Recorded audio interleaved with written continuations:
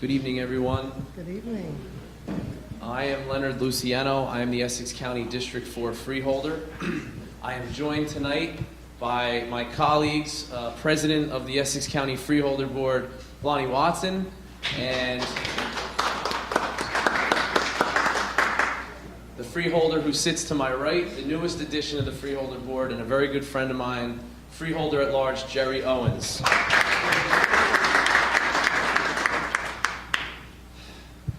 Tonight we're going to begin our meeting of the Essex County Freeholder Board by presenting accommodation resolutions. One will be to the first, which I have decided to honor, or as a Freeholder Board, we have decided to honor a Dr. James Morgan, and to follow that will be the Newark Tech, I believe you're the track, correct? Track and field, or just track? Track team. Track and field team. I wanted to make sure I got it right. Thank you for being here as well. And before I begin, as I always do, I like to educate people to county government. I'm a public school teacher in Newark. That's my career. So especially when we have young folks and high school students in here, I like to educate you a little bit about the Freeholder Board. We're made up of 9 freeholders. 4 of the freeholders are at large. They represent all 22 municipalities in Essex County. And we have 5 freeholders that are district freeholders like myself. And if you figure Essex County's a pizza, the districts are cut up by population. And I happen to be the District 4 freeholder, and I represent most of the west or West Essex rim of Essex County. I am the sponsoring freeholder for Dr. Morgan, and that's what I'm going to begin with. And reason being is he is located in Cedar Grove, which is one of the towns I represent. So that being said, I hope that gives you a little bit of an education as to who we are. We're the legislative branch of Essex County government. We also have the executive side, and our county executive is Joseph DiVincenzo, and him and his administration, they have been in office. I believe county executive's been there since 2002.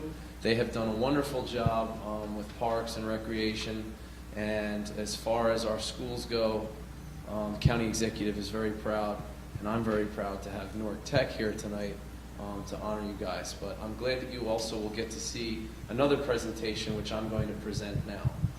So that being said, I'm going to start by honoring and recognizing Dr. James Morgan. At this time, I'm going to ask Dr. Morgan to come up and stand with me.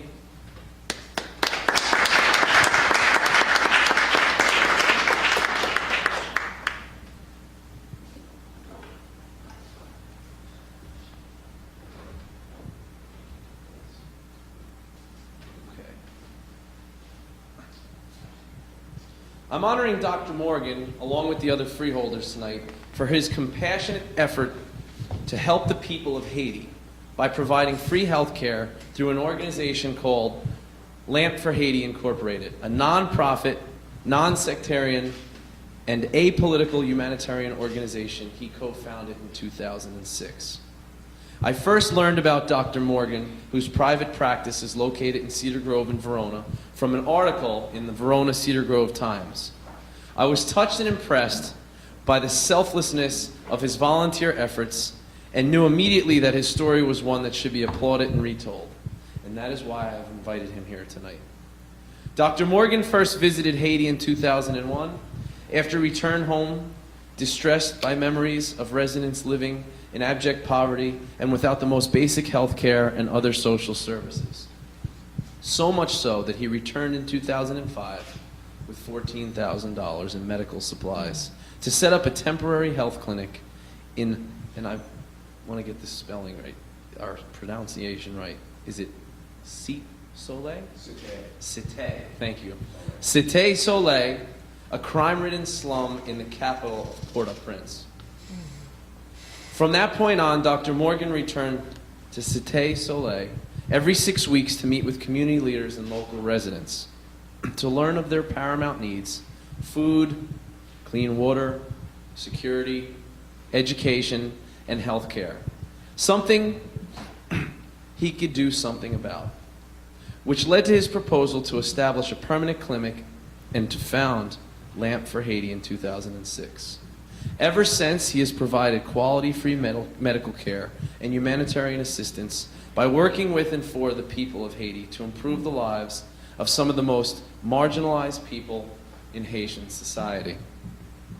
Despite the complications caused by the devastating 2010 earthquake, Lamp for Haiti has grown to include a primary and urgent care health center, laboratory, pharmacy, and women's center.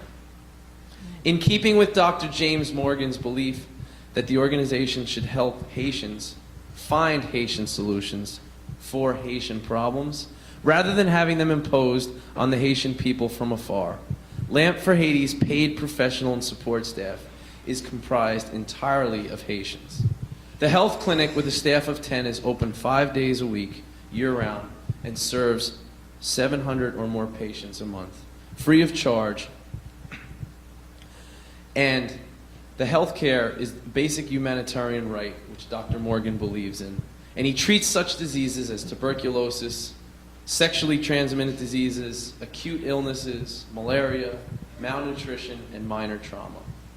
Thanks to a recent collaboration with AmeriCares, a new pilot program, which was also established with the AmeriCare surgeons, he provides 2 free surgeries per month for Lamp for Haiti patients at Port-au-Prince Hospital.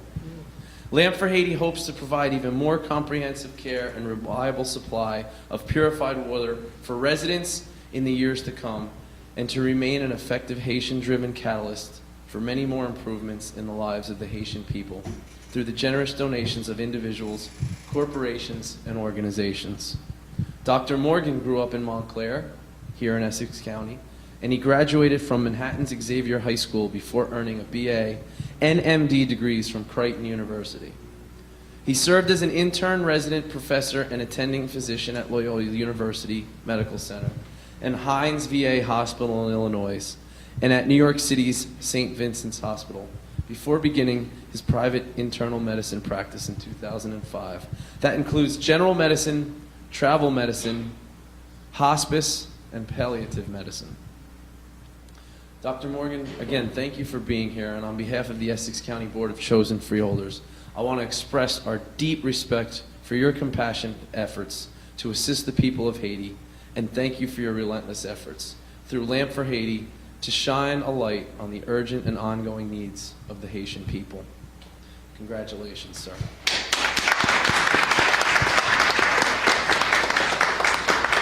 And at this time, before I turn the microphone over to Dr. Morgan, what I would like to do is I'd like to recognize a couple of the staff members that the Freeholder Board has as a board as a whole that have helped me to set this evening up with Dr. Morgan, as I'm sure they set it up with the girls of North Tech. And that is our Freeholder Clerk, Deborah Davis-Ford.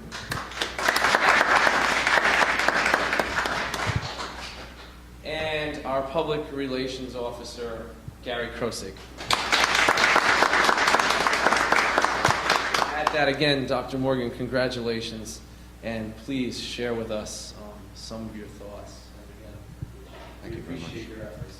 Thank you. Thank you so much for this terrific honor and for the opportunity to come before you this evening to talk about something that's near and dear to my heart, and that is Haiti. I first went to Haiti in 2001, and after experiencing that work, I said, you know, there is something about that place. I never want to leave it. Life happened. I was a younger, brand new attending physician working in an ER. I had a young family, and I sort of went on with my life. My parents were getting older and ill, and I, quite frankly, sort of put Haiti to the back burner. In 2005, I went back to Haiti, and I experienced life firsthand in the inner city slum of Cité Soleil. And at the end of that experience, I wanted to do anything I could to forget Haiti. The poverty there was overwhelming. The despair that people lived in was very, very difficult. And I wanted to forget about it, but there was something about it that wouldn't let me do that. And what I've noticed is that that's something that was within me that came from I don't know where, that has led me down this path, has been one of the greatest parts of my career, and it's been one of the greatest parts of my personal life. When myself and a colleague were first approached, and they said, Jim, maybe you could do something about starting a health center here. I said, you're crazy. The problem is too big. And as I thought about it, it came to me, as often happens during these quagmires, my wife's admonition came to me. And I'll share with you a brief story. And what she says to me at the end of a party, say Christmas dinner, when I finally kick my own family out of the house, my brother and his family, and they all leave. And we come in, and there's a million dishes, it seems like. And my first response is, I want to go to bed. And my wife says, not so fast. And I say, but it's too big. How can I address this? She says, well, take 12 inches of this countertop and clean that off. And don't do anything else. Just address these 12 inches. And then when you finish there, then go to the next 12 inches and clean those off. And I'm going to start on the other end, and we're going to meet somewhere in the middle. And of course, eventually it gets done. So, and that's what we've done in Haiti. We can't fix all of Haiti. LAMP cannot possibly address all the problems.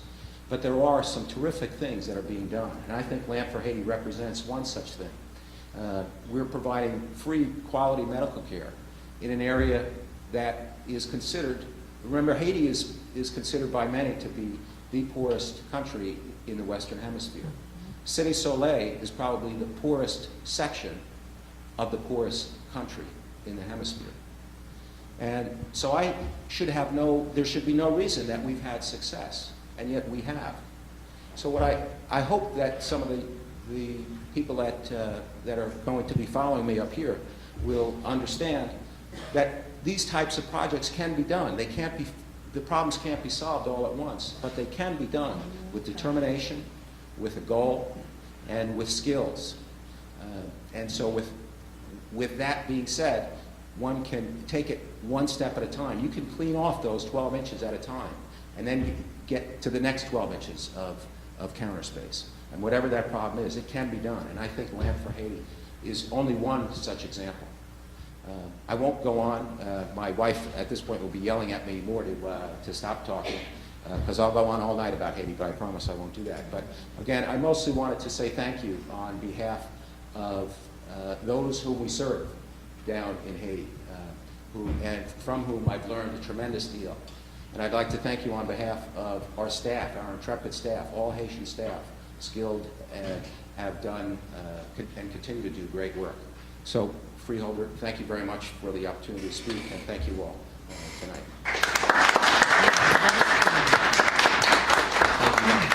I am so excited this evening, and when I look out at the audience and look at all of these beautiful young men and women, and that's what I'm going to call you, instead of kids. You don't want me calling you kids, right? No? Okay, very good.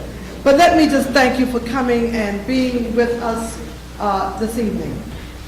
This evening I am delighted to make this presentation to the girls' winter track team from one of our Essex County vocational schools. And I just love Newark Tech. It's right across the street. I had one of my kids go to Newark Tech. He graduated, and he's in Montclair State, and we are so proud of him. And I know you're going to make us proud, but let me just continue to read the commendation words that's in the commendation. You won, the Lady Terrors won the 2013 New Jersey State State Relays Championship in January, and winning his first ever state relay championship, which is comprised of 7 events. The team earned 50 points to finish ahead of its newest competitors, Bernard's High School, 45, Bona High School, I think I pronounced that correctly, 35, and Haddonfield High School 32. The team collected its championship-winning 50 points through outstanding performances in the following events. The first in the 4x 200-meter relay, third in the 4x 400-meter relay, third in the sprint medley, 2-4-8, first in the 4x 55-meter shuttle hurdles, first and eighth in the shot put relay, and second and 16th in the high jump relay. Now you know I don't know nothing about and you can tell it, right?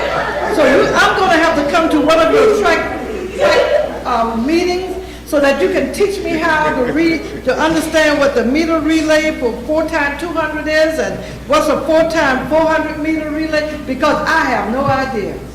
But I am still proud of you because you won a championship. And it was the first time for New Tech, and we are definitely proud of you. The winter track season, the team also won its second straight Super Essex Conference Liberty Division Championship and captured second place in both the Essex County Indoor Relays Championships and Indoor Track Championships. So now I've got to learn what is the difference between Indoor Relays Track Championships and the Indoor Track Championships. And I'm sure Carol, my colleague, Freeholder Clerk, will understand it because she's an athlete. She's been in athletics all her life. She taught school in Essex County in the field of what was it, basketball? You taught basketball at Essex County. So she understands exactly what you guys are doing. So I'm going to turn it over to her. How about that? Okay? All right.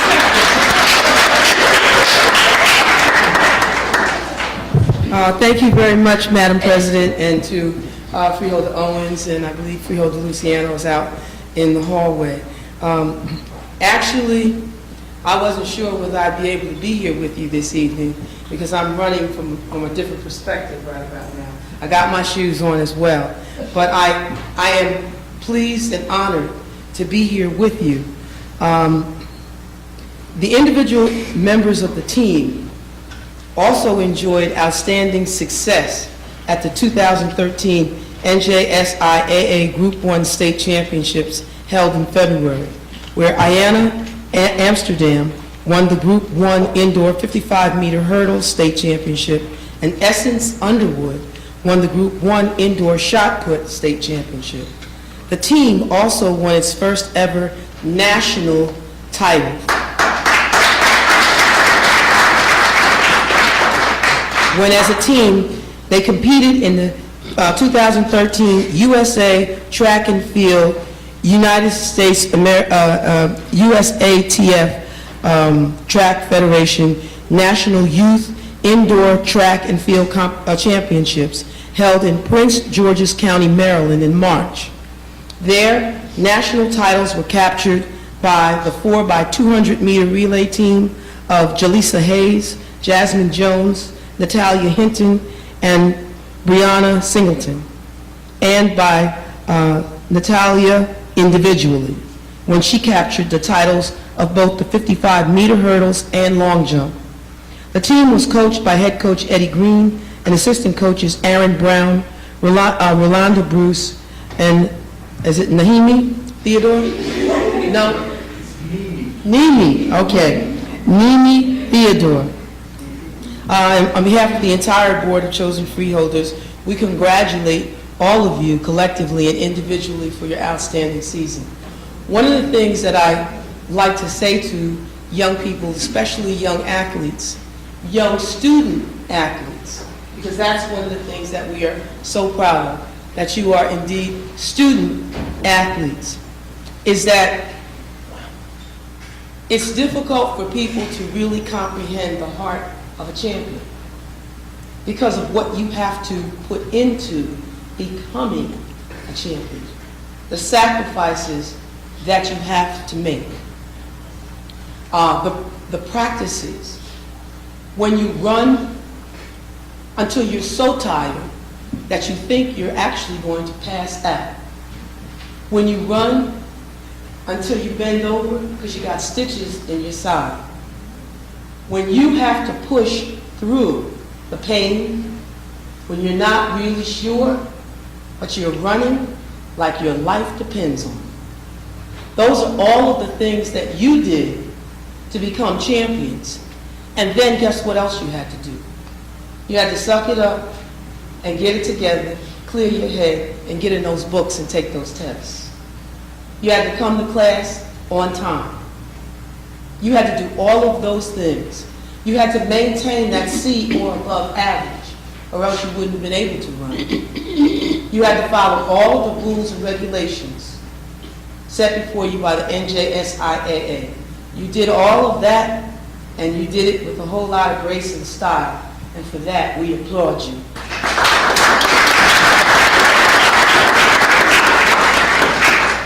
And let me say that when you're in that shot put circle, you have to rock and spin with the big feet and watch it take flight and land, and you're only hoping that the chalk comes up at a distance further than your competition.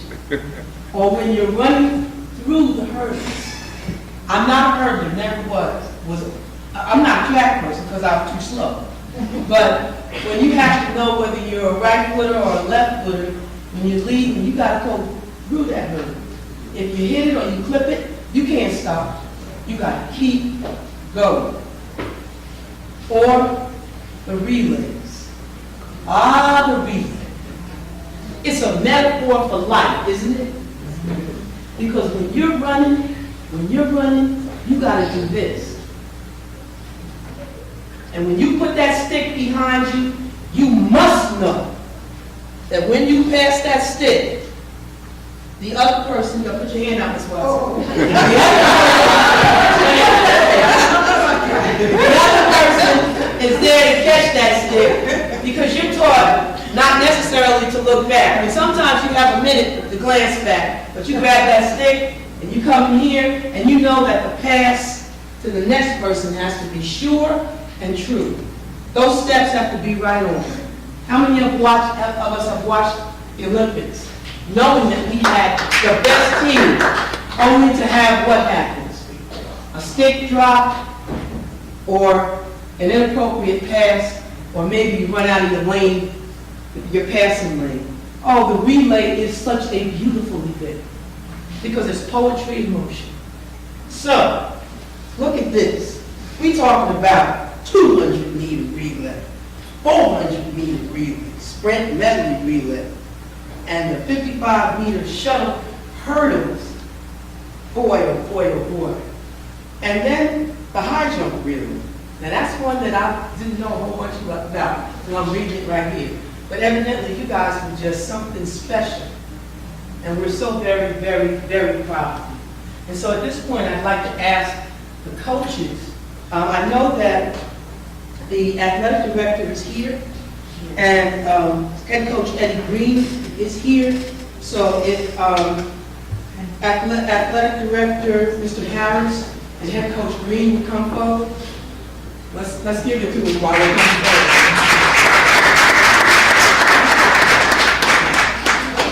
And Mimi, right? Coach Mimi? Okay.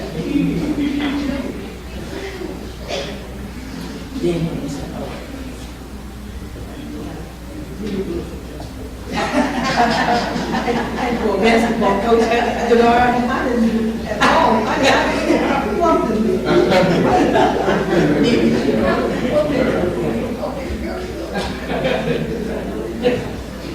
You guys are going to come and sit down with me and teach me about it. All good. It's all good. Okay. To the ADs. The AD is the guy that has to keep it all together. He's got to make sure that the schedule's right, that he doesn't overschedule or underschedule, that he makes sure that the levels of competition are correct. And so does the coach. Coach, you've got to make sure that everybody is giving it their all. You got to push them when they don't think they have any more left in the tank to get them ready. And of course, the assistant coach has to be the coach's sidekick.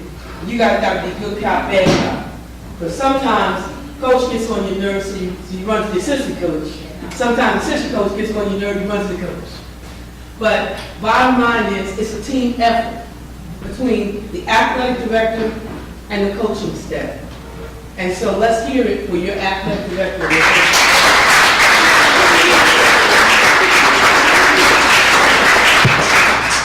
And so these resolutions are presented to AD and to coaches and to Superintendent Dr. Pinella, and you're going to take Dr. Pinella's for him? Yes, sir. Okay. I'm going to ask you, Mr. Green and head coach, would you say a word, please?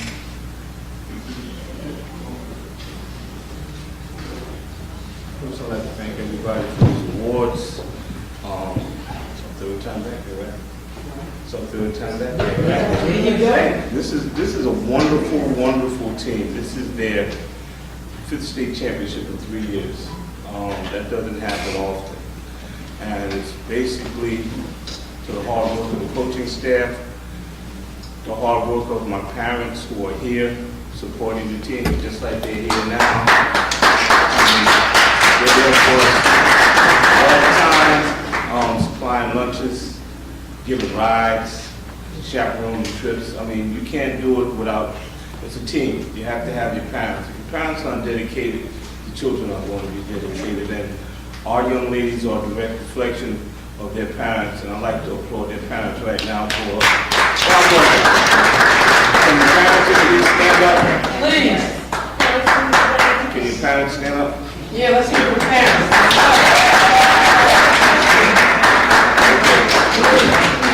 Without parents, we have no support. Without Essex County freeholders who provide us with financial and spiritual assistance, Mr. DiVincenzo, and everybody else who pitches in, because it's a team effort. And I'm kind of glad they won the relay because they hadn't won that before, because they had won everything else.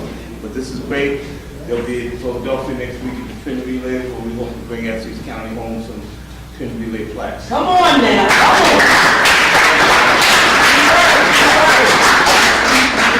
Congratulations.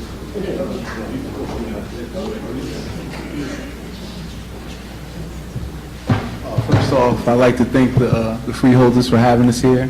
Thank the parents, of course. Thank the principal's not here anymore, the principal and the vice principal. And I'd like to say a little bit about our seniors, the 4 that we have. Jasmine Jones, who came to us from Weekway. She's been great. She's been a great contribution to this team, even though she gets a little crazy at times. I'd like to thank Natalia, who's 17 going on 40.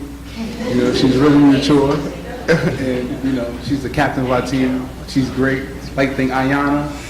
She's always prepared. She's a great athlete. You see her jacket matches the drapes, so that's really nice. And I'd like to thank, of course, the star of the show, just in case you guys didn't know, Essence Underwood.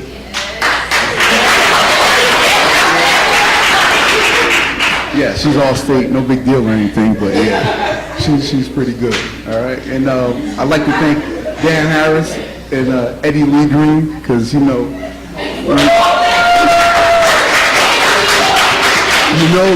he wears that purple shirt, it's a big occasion, so hey, we're doing big things, all right? And that's all, thank you.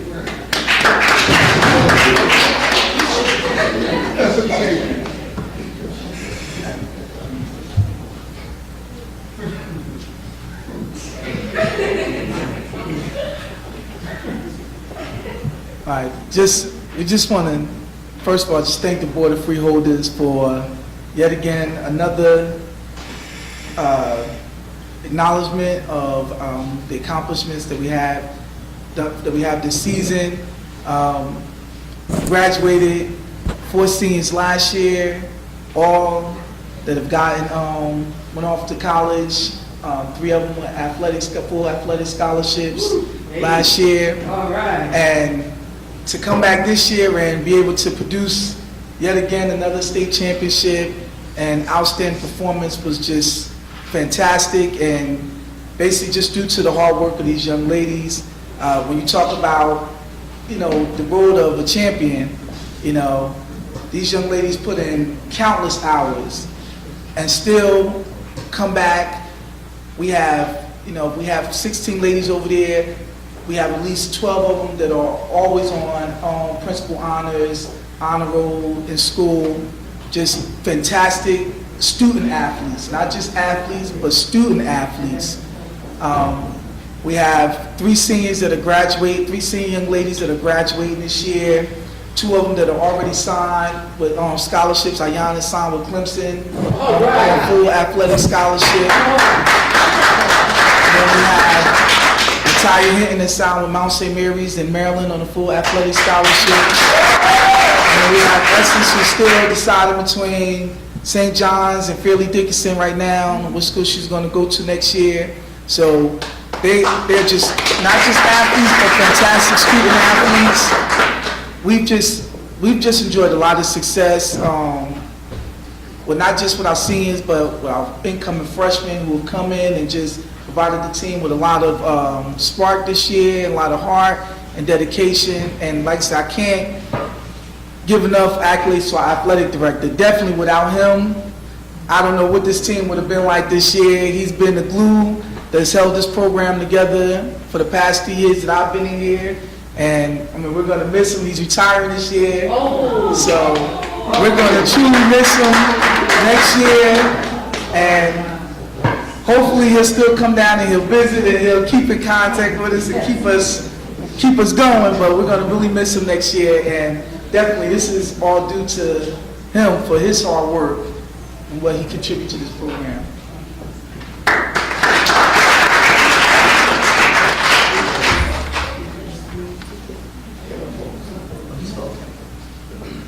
Well, I'm gonna tell you something, Mr. Green. If you have to retire, and this is the way to do it. I'm sorry, Mr. Harris. If you have to retire, then this is the way to do it. Retire in style. And the kids sent you out a winner. I just want to acknowledge some of the other support staff some of the other administrative support staff that you receive support from. And that's Superintendent Dr. Michael Pinella, Principal Oji Dennis, Vice Principal Aisha Robinson, and we also want to acknowledge that the second straight Super Essex Conference Liberty Division Championship, and you captured second place in both the Essex County Indoor Relay Championships and Indoor Track Championships.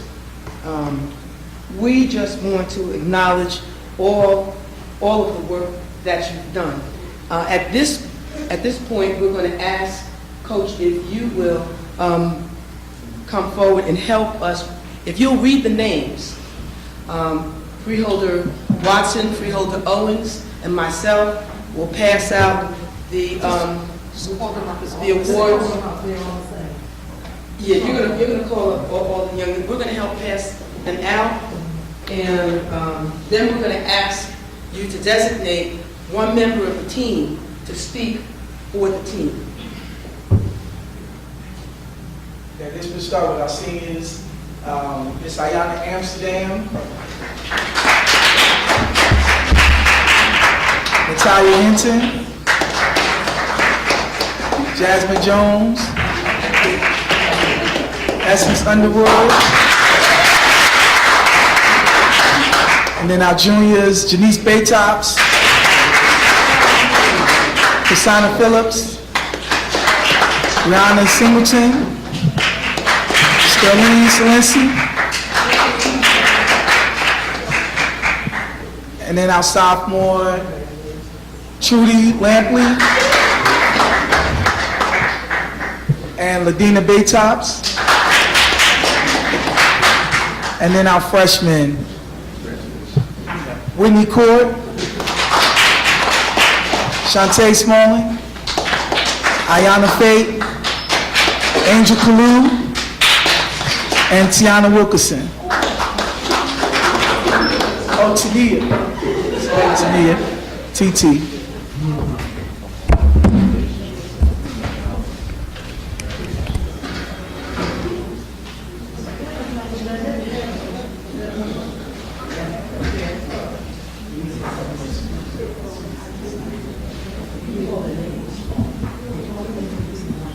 We have a couple that's missing tonight. Monique Hagan is missing. Jalissa Hayes is missing. Just those two. Just those two. And of course, our captain is here, Natalia Hinton. She can give a remark.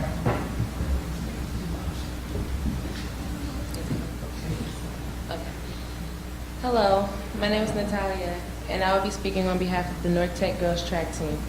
First, I would like to thank God first and foremost. I also would like to thank the coaching staff and athletic director for making all of this possible. It is a privilege as well as an honor to stand here in front of you today and accept the certificate once again. I am proud to say that despite losing 4 of our seniors last year, North Tech has done a great job at rebuilding its foundation and maintaining the tremendous work ethic and team spirit that has kept us at the top. Finally, I would like to thank the Freeholders for presenting us with this certificate. My team and I greatly appreciate it.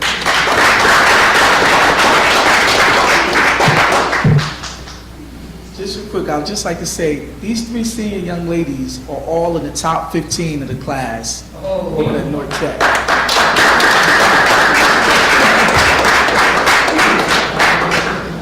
I'm telling you, I was at graduation last year because I knew a couple of young people, and I guess I'm gonna have to try to figure out how to make my way back to graduation this year so that I can hoop it up and cheer when you guys come across the stage, because I know that it's gonna be something going on over there.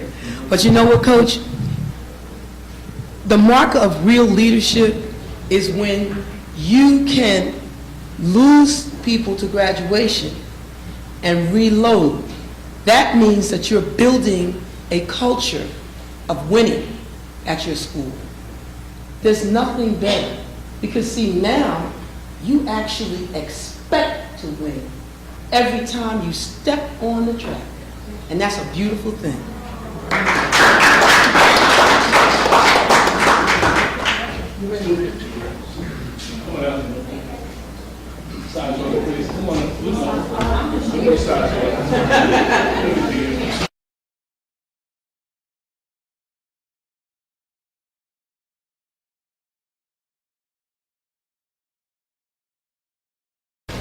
It's good to know by. We must learn to compliment I must, ourselves and each other. absolutely.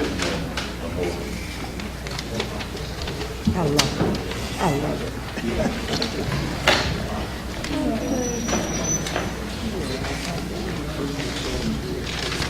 Yeah, I know it's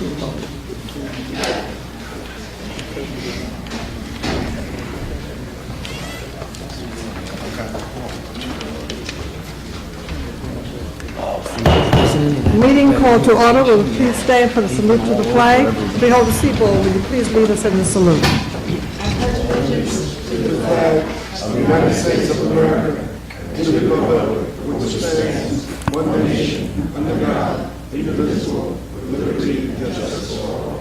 A moment of silence, and we'll also give a moment of silence to the 3 members that was killed in the Boston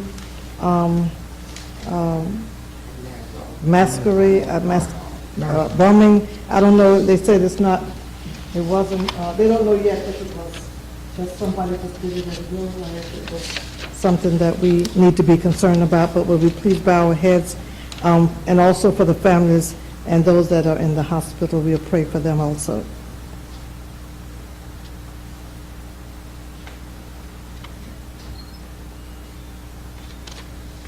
Thank you.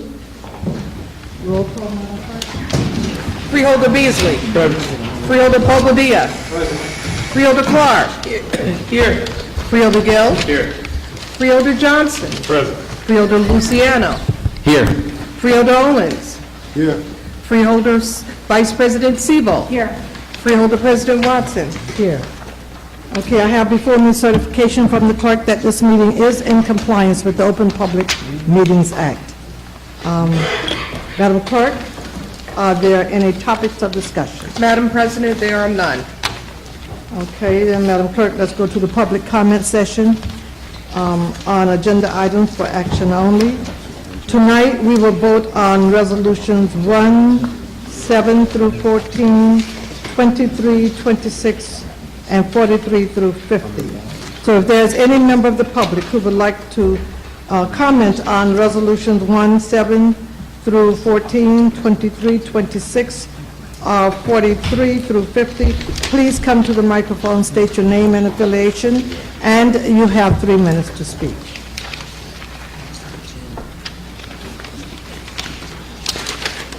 Okay, Madam Clerk, there's no one wishing to speak at this time. If there's any member of the public who would like to comment on any issue, please come to the microphone, state your name, address, and affiliation for the record, and you will have 3 minutes to speak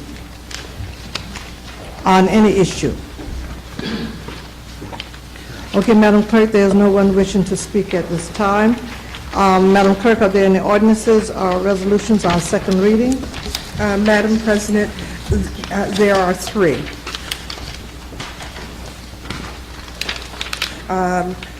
There is ordinance number 0-2013-00002, 00003, and 00004. Okay, Madam Clerk, please list them, and let's move to the ordinance on first reading. Mr. Sheila is not here, so we have Mr. Abramowitz, Alan Abramowitz. Allen will take over for Mr. Sheila this evening. Thank you. Let's go to the ordinance on first reading. Would you please explain the ordinance? Thank you, Madam President. It's an ordinance approving plan amendment to the Essex County District Solid Waste Management Plan pertaining to Lemcor, Inc. It was approved by resolution of the ECUA. Lemcor is located at 170 Freeholder Avenue and operates a solid waste transfer station and materials recovery facility as included in the solid waste plan. In 2004, the plan required that once Lemcor facility on 220 Foundry Street was operational, it would then close the Freeholder Avenue site. This request is to remove the requirements to close the Freeholder site, permitting Lemcor to operate both facilities. And I have Elmer Hellman here from the ECUA to explain, if you need. Okay, very good. Come to the mic, please. And state your name and affiliation for the record, please. Good evening, members of the board. Elmer Herman, Acting Executive Director and Authority Counsel for the Essex County Utilities Authority. We are here tonight in support of this amendment to the Essex County Solid Waste Plan. As you know, it is the Essex County Utilities Authority that regulates the collection and disposal of solid waste in the county. As Mr. Abramowitz has correctly stated, Lemcor, Inc. Has been in business with a transfer station and material recovery facility on Freeholder Avenue in Newark since 1973. It's a good operation. We've not had any complaints, and they have done a very good job at that facility. Back in 2004, they received approval for an additional facility on Foundry Street. And Foundry Street is down in the highly industrialized area between the Route 1 and 9 and the Turnpike. And that facility was approved in 2004, but at that time, because there was some concern about a proliferation of these type of facilities, it was understood and agreed, and it was part of the approval process, that upon the commencement of activities and the beginning of activity at the Foundry Street facility, that the other facility on Freeholder Avenue would have to close. That was back in 2004. Times are different. We've reviewed this application very carefully. We think it's in the public interest. We always consult with the host municipality, which is the city of Newark in this particular case.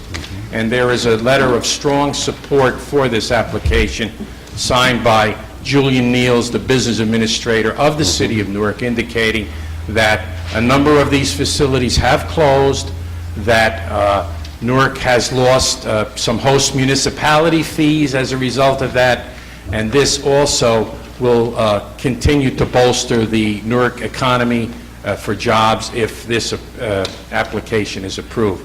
So simply, as has been indicated, all we're doing is removing the obligation of closure of the Freeling-Heising facility, which, as I said, has been in operation since 1973, when the other facility, which is about to open, will occur. Okay. And by the way, this, of course, because it's a plan amendment, it will have to be before the Freeholder Board for first and second reading, and it will also obviously be advertised, and it will be the subject of a public hearing before final passage. And thereafter, it will then be sent finally to the New Jersey Department of Environmental Protection for final certification. Very good. So don't leave right now, just in case we have some questions for you. Mr. Polyvecchia, you have any questions? I don't. I did have an opportunity to speak to Mr. Herman prior to the meeting, and I think he's explained it pretty completely. This is an operator who has been in business and been part of the plan for 40 years. And it's and it's something that was once, I guess, considered for closure by the city of Newark, but 10 years since that, or 10 years have passed since then, and they have reasons for wanting it to operate in the city. And I don't think this particular operator has had any problems with the city or with DEP. Okay. Mr. McInerney, any questions? Yes. Are the owners the same between the Freeland-Heisen Avenue location and the Foundry Street, I think it's street location? Yes. Okay. And host municipality fees apply to both the Freeland-Heisen Avenue and... Yes, they go to the city of Newark. And they both accept the same type of Yes, solid waste? they're licensed to accept type 10, type 25, also the recycling matters. And geographically, there's a need to have both of these Yes. because of locations. Okay, thank you very much. Yeah, that's my question. Okay. Mr. Polyvecchia. Knowing the geography, Mr. McInerney just did raise one question. Knowing the geography, is there going to be a diversion from one of the sites to the other, or is it going to be, or are they accepting from different areas? Is one going to, is the existing site going to decrease its capacity?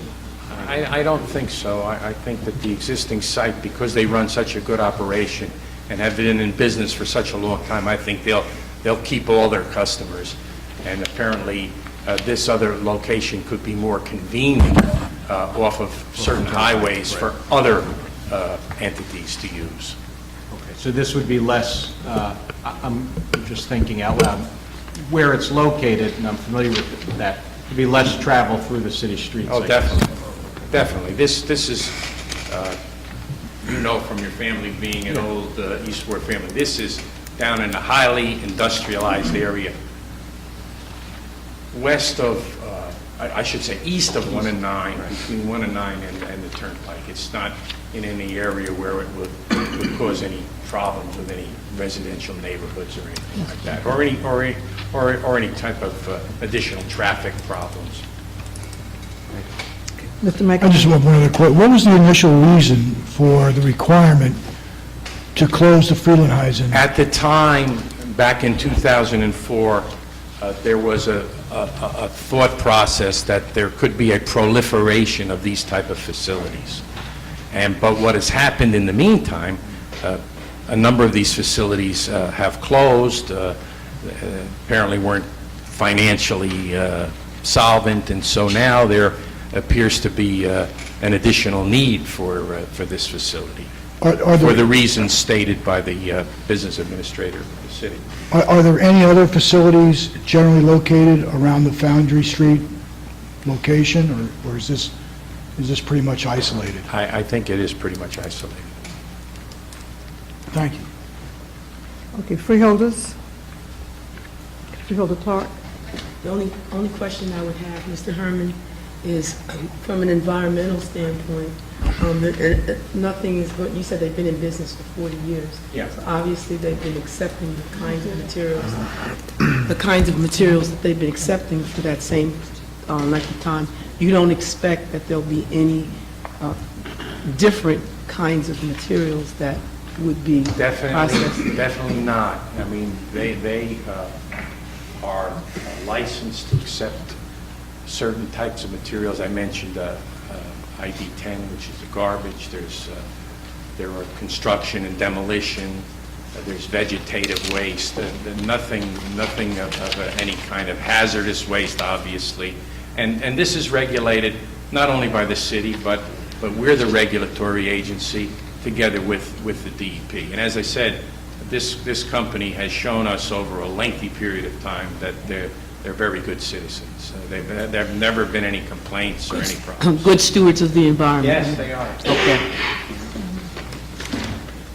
Okay, additional questions, Freeholders? Okay, Madam Clerk, please list the ordinance for introduction, and let's move to resolution number 1. The administration is requesting action. Thank you, Mr. Herman. Thank you. And your explanation is always very clear, and we appreciate that. Thank you for coming. Well, I have a former commissioner of the Utilities Authority who has expertise. Yes, we have to be right on top of it, right? Freeholder Luciana. Yes, yes. Thank you very much. Very good, and thank you again. Madam President? Yes. Before we close that, could I just Freeholder add? Johnson? Could I just add to that? I had the privilege of going and asking this guy about his minority participation and all, and he had me to come. Correct. Yeah. And he had 8 African Americans that were working there full time when I was there, and I got to ask them some questions about how things were going there and all, and I was impressed with some of that, because he said he has two or three shifts, and he said there's others, but I just happened to come during the day, so I was kind of doing some of our affirmative action work at the time, but I mean, I would have no problem, especially when they're Newark residents, especially when it's in the city of Newark. Absolutely. Good. Thank you, Freeholder Johnson, for the information. It'll make it easier for us to move this ordinance when the time comes. Yes. Madam President, this will be on for vote on first reading next week? Yes, on first reading, yes. So we'll be voting on first reading next week, and then we'll go for public hearing. All righty. Mr. Abramowitz, you ready? We will move to resolution number 1. Madam Clerk, you- Oh, yes, right, because the administration is requesting action. Madam Clerk, you want to read that first? Yes. And then we'll ask Mr. Abramowitz to explain the resolution and tell us why he's requesting action.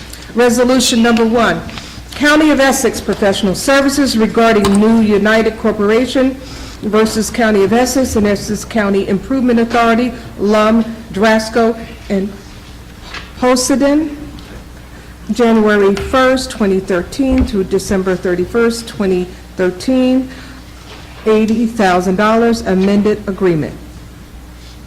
Okay, Mr. Abramowitz, please explain the resolution and tell us why you're requesting action on it. Yes, Madam President. This is an ongoing case that the county has had, and I would defer to the county counsel, James Paganelli, to explain the need for this. Okay, Mr. Paganelli, please come to the mic.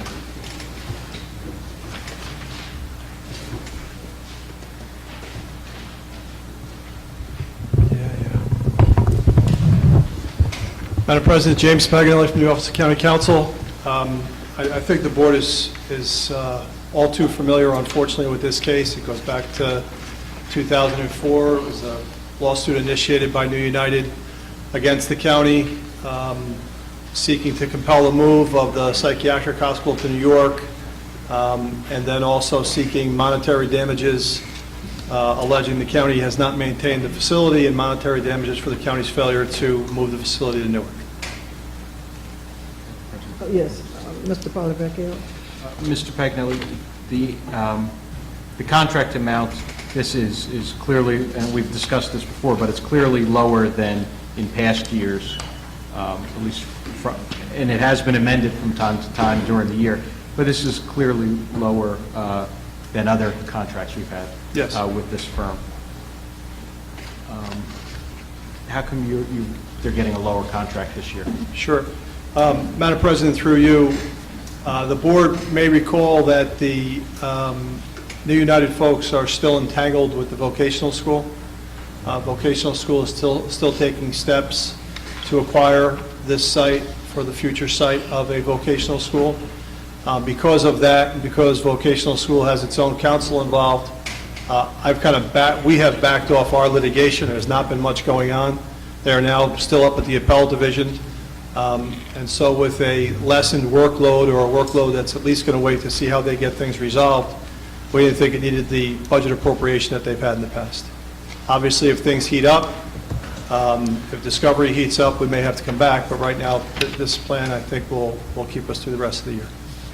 So this allows you to keep some control over it while activities aren't as feverish as they were in past years. Correct. And Madam President, again, through you, our case had been assigned to Judge Vicness. Judge Vicness is one of the many judges that's since retired from Essex. It's now been turned over to Judge Carey. Judge Carey will have us in somewhere in the end of May, beginning of June, for a case management conference, and we'll go from there. He's going to have to get reacclimated with the whole case, all the facts, study all the prior orders, and then we'll go from there. Mr. McInerney. Mr. Paganelli, given the fact that this is with a new judge now, do you see that as I don't want to use the word impediment, but do you see that as an issue in increasing the amount of time that's involved before we can get to some sort of, at least some sort of, resolution with this judge? No, Madam President, again, through you, Judge Carey is a quick study. He's a great jurist. We've had other matters on him. He'll get himself up to speed. We have some discovery we have to finish, some depositions and things like that. But again, we have really been on hold pending this battle between the VOTEC and New United.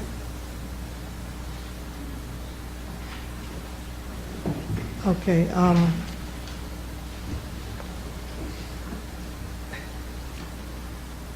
Since 2004 in legal fees, what have we spent? I think we provided a chart to the office, but it's over $1 million. The last year alone was upward of over $200,000. And that's just for the legal fees? That's correct. Does not include the maintenance of the building when the judge orders us to go in and do repairs. That dollar amount is not included in that $1 million? That's correct, Madam President.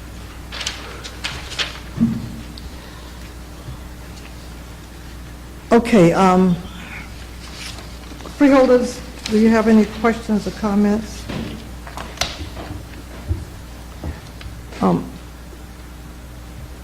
Mr. Paganelli, you know, off the record, you and I, we've discussed some things in leadership. I still need you to get back to me with that. I think we need to have a meeting with the administration and yourself and Mr. Polyvecchio. I will set that up, Madam President. Okay, very good. Yes, ma'am. Additional questions, comments, freeholders? No questions, no comments. Freeholders, do I have a motion and a second? And this resolution, the administration is requesting action. I'll move it, Madam President. Moved by Freeholder Gill. Do I have a second? I'll second it, Madam President. Second by Freeholder Luciano. Discussion on the motion, additional questions, comments, freeholders, if none, roll call, Madam Clerk. Freeholder Beasley? Yes. Freeholder Bobadilla? Yes. Freeholder Clark? No. Freeholder Gill? Yes. Freeholder Johnson? Yes. Freeholder Luciano? Yes. Freeholder Owens? Yes. Freeholder Vice President Siebel? Yes. Freeholder President Watson? Yes. So moved. Okay, let's move to Resolution 2, Mr. Abramowitz. Resolution 2, Department of Parks, Recreation, and Cultural Affairs, authorization to use Essex County Recreation and Open Space Trust Fund to match Roberto Clemente Little League Green Acres Grant Award for Branchford Park improvements, the Clifton Avenue Entrance Phase 3, amount not to exceed $283,625. Okay, then let's take Resolution 2. I'm sorry, 3. 3. Yes, Madam President. Department of Parks, Recreation, and Cultural Affairs, resolution approving a matching grant agreement with Roberto Clemente Little League to fund Branchford Park improvements, the Clifton Avenue Entrance Phase 3, amount not to exceed $283,625,000. Okay. And let's go to 4. Thank you, Madam President. 4 is 2013 county budget insertion of items of revenue from the State of New Jersey Department of Environmental Protection and Catch Match for the 2013 Open Space Trust Funds for Green Acres, Branchford Park improvements, the Clifton Avenue Entrance Phase 3. It's Roberto Clemente Little League, $567,250,000. We're using the balance of Roberto Clemente Little League's 2 Green Acre grants totaling $600,000 in the amount of $283,625 plus open space match of $283,625 each. The budget insertion of $567,250, I'm sorry, did I lose you? That's okay, go ahead, I'm sorry. The budget insertion of $567,250 for Branchford Park improvement, specifically Clifton Avenue Entrance Phase 3, the Concourse Hill Welcome Center. And I also have Dan Salanti from the Parks Department here if we have Let me questions or go to comments. 5, and then we'll bring, and 6, and then we'll bring Dan up, okay? We'll Very take good. 5 and 6 also. Let's go all the way to 6. 5 is Department of Parks, Recreation, and Cultural Affairs, authorization to use Essex County Recreation Open Space Trust Fund for Branchford Park improvements, the Clifton Avenue Entrance Phase 3, amount not to exceed $191,375,000. It's additional open space fundings for the project construction. Item 6, Department of Public Works, Division of Engineering, is the contract award to Bismarck Construction Corporation, the lowest responsive and responsible bidder for Phase 3 construction of Branchford Park, Clifton Avenue Entrance Concourse Welcome Center, amount not to exceed $1,242,000. In that particular instance, there were 6 bids received from 8 potential vendors. Bismarck is an SBE, NMBE, and we provide a scope of work for the Welcome Center Pavilion. Okay, let's start with question, comments from the freeholders on 2. Dan, Mr. McInerney, Dan, you need Dan at the mic right now? Would you like to have Dan up? Yes, I mean... Okay, very good. Mr. McInerney? Yes, so you're aware, I've had extensive conversation with Mr. Soldante, Mr. Barrow, Anthony Burke, Alan, to review this, not only this one, but all of the transactions. So what I did is, to kind of make it simplistic and so we understand where the money is, I prepared this funding schedule so that you have it here, and if we can just go through that. As you can see, with regard to the Branchford Park contract funding necessary for $1,242,000, you have a Green Acres grant of $283,625, which is a grant, as that in the grant column. You have an Open Space Trust Fund match to that grant. That's the county trust fund, Open Space Trust Fund. That's also a grant, obviously. There's a grant from Prudential for $163,095. That's a private grant, but still a grant, so that goes in the grant category. We have general capital, which comes out of various parks improvements category of our capital budget, which the board approved, of $320,270. And Open Space Trust Fund, in addition to the match of the Green Acres, is putting in another $191,375.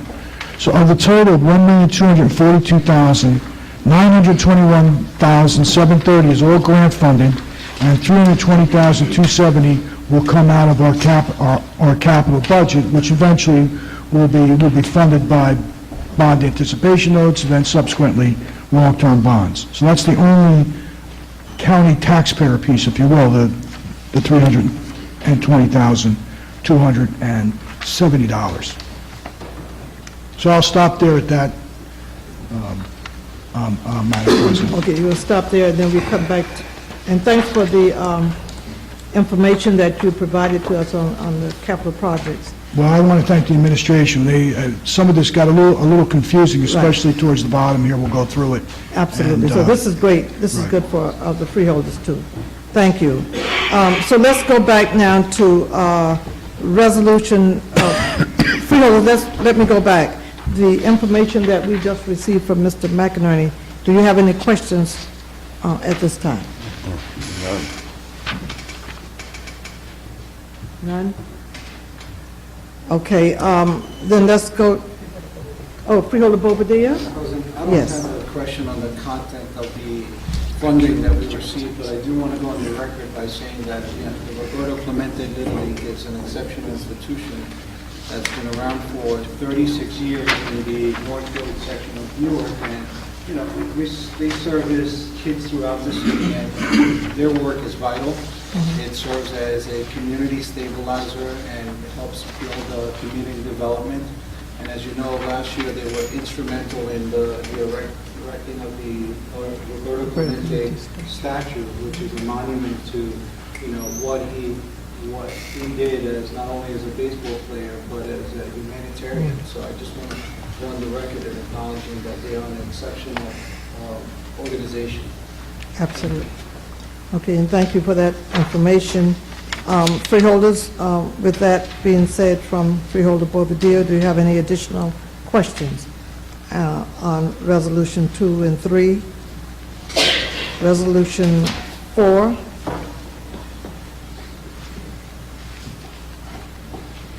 Resolution 5?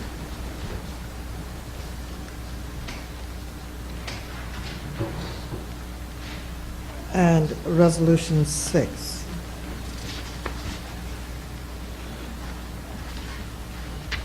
No. Freeholder, Vice President Siebel. Thank you very much. I just wanted to add something which I have said before. The Open Space Trust Fund Advisory Board has discussed all of these issues, and we are extremely pleased with what is happening in Essex County in terms of all of our open space, all of the parkland. And at the last meeting, everyone remarked about how they are getting telephone calls from constituents here in Essex County who are so pleased with what is happening here in this county and what is available now. And they were especially talking about the zoo and the parkland in West Orange and how well that's doing and how many people it's attracting. So we're very pleased this is happening. Okay, just one question with the person that bid and received the bid. How many bids did we have on this particular project? There were 6 bids, Madam President. 6 bids? Yes. And this was the lowest Yes. responsible? Okay. Mr. McInerney? Let's just start with, this is the lowest bid. Correct. Okay. That's what I wanted to make sure this one. It is the lowest The bid. lowest responsible, yes, ma'am. Well, was there a lower bid that wasn't considered responsible?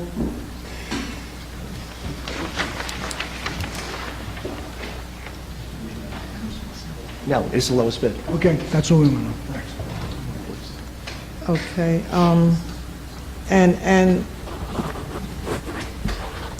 and the dollar amount for the project is $1,242,000. And we've done business with this contractor before, right, Bismarck? That's correct, Madam President, we have. So I'll have to ask the freeholders, do you need someone from the company to come before the board as the contract is $1 million? Do you have any question to ask the contractor? If so, we'll have him to come next week if they're not in the audience now. I was just, excuse me, Madam President, they're doing Phase 2 of the project as we speak, so this is just, they're on site right now. Okay, they're already on site? Explain that to me. I know it's for Phase 3 construction. We approved Phase 1 and 2, and we're on, this is for Phase 3? That's correct. And we adding, these are separate contracts though, even though they're in different phases? Yes, the project's being done in 3 phases. This is the 3rd phase, is a separate contract, that's correct. Okay, so each time we went out for bid? Correct. Okay. Mr. Was it, McInerney? how did that work out from a bid standpoint? Was it the same? Was it always, the first phase went to who? I'll call Sanjeev Vargas up, please. Your name for the record, please? Sanjeev Vargas, the county engineer. The whole improvement to the entrance at Clifton Avenue was split into 3 phases. First one was the entrance with the roadway and the divider in the middle and the sidewalk. That was phase 1. And who got that contract? That was Let It Grow, that was completed last year. By who? Let It Grow. Okay, thank you. Oh, so that was another contract? Yes, All right. Okay, good. The phase 2 is actually, it's being constructed now. It was awarded like 3 months ago. And that is the entrance to the upper level, which is the steps, and there's a retaining wall, then there's fence on the side, then the lighting, the irrigation, and the landscape. That Okay. was Bismarck. They've been here before the board, and they are a minority business. They're from Newark. And phase 3 was just on the top. The scope, as you have in the package, it's a big pavilion on the top, and gardens surrounding the pavilion for marriage and weddings, pathways leading to the pavilion, pathway lights, parking lot, and irrigation, extensive landscape. It's like for a wedding, it's a big, huge pavilion. And that's the last phase on Clifton Avenue. Okay, very good. Mr. McInerney, and I'll come. But again, on phase 2, Bismarck was the lowest bid. Yes. Thank you. Okay. Mr. Bobadilla? Freeholder Bobadilla, Just I'm want to sorry. comment that, between phase 1 and phase 2, the transition was quite seamless because I was there for the groundbreaking of phase 1. And part of the improvement to this region was that there was no pedestrian walkway. And it was a very dangerous exit and entry into the park. And so I got to commend the administration on the job that they've done as far as making this project a seamless project. And it is looking, not only looking, but it's actually, an effective use of space. Very good. It's beautiful. My only reason for asking the question is normally when a contractor have a bid over $1 million, we usually have them come before the board, and I just wanted to make sure we didn't need to have the contractor to come next week when we vote on the contract. So, there's no need to have him come next week, then we be good. No additional question, comments, freeholders? Freeholder Gill? Thank you, Madam President. Just again, can you, Madam President, just explain the difference between, there's an open space trust fund match and open space trust fund new? Well, new might be an odd term. It's not a match. It's just open space trust fund. I put new next to it so it wouldn't be confused with a match with, it's just an extra grant to close the gap on the $1,242,000. Money that we had in the Open Space Trust Fund itself? Okay. That was, again, not used as a match for Green Acres, but just used as grant funds to subsidize I'm assuming to subsidize the variance. Whatever the difference. I'm assuming that's how they got it. Is that correct, Mr. Sabante? That was the... Yes, okay. Okay. Okay. Additional question, freeholders? Comments, freeholders? No additional questions, comments? Madam Clerk, let's list resolutions 2, 3, 4, 5, and 6.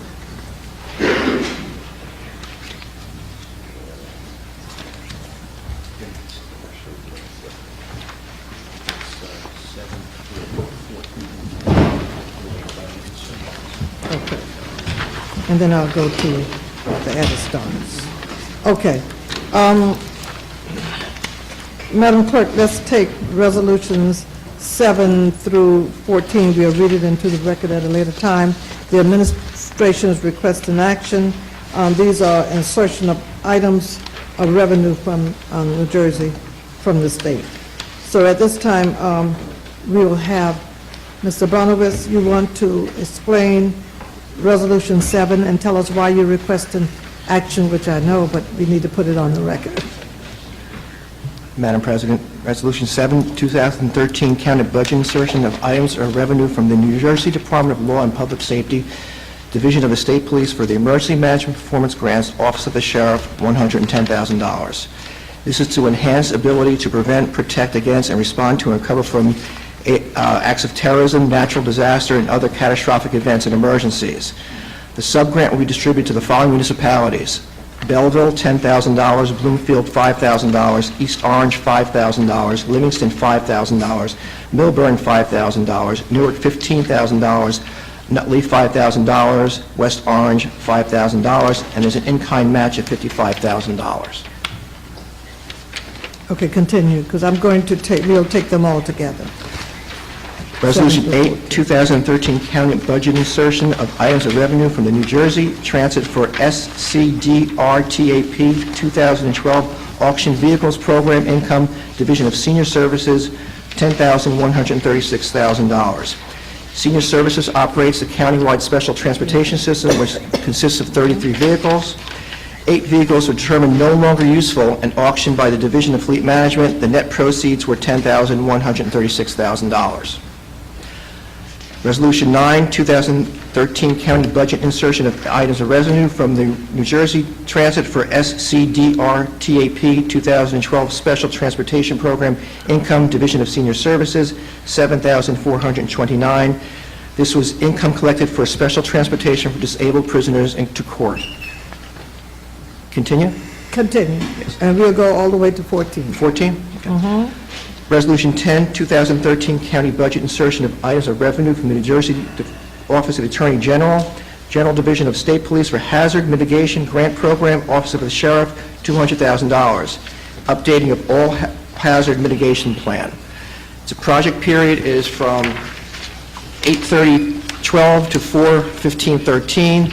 There's an in-kind match of $66,667 from Office of Emergency Management salaries.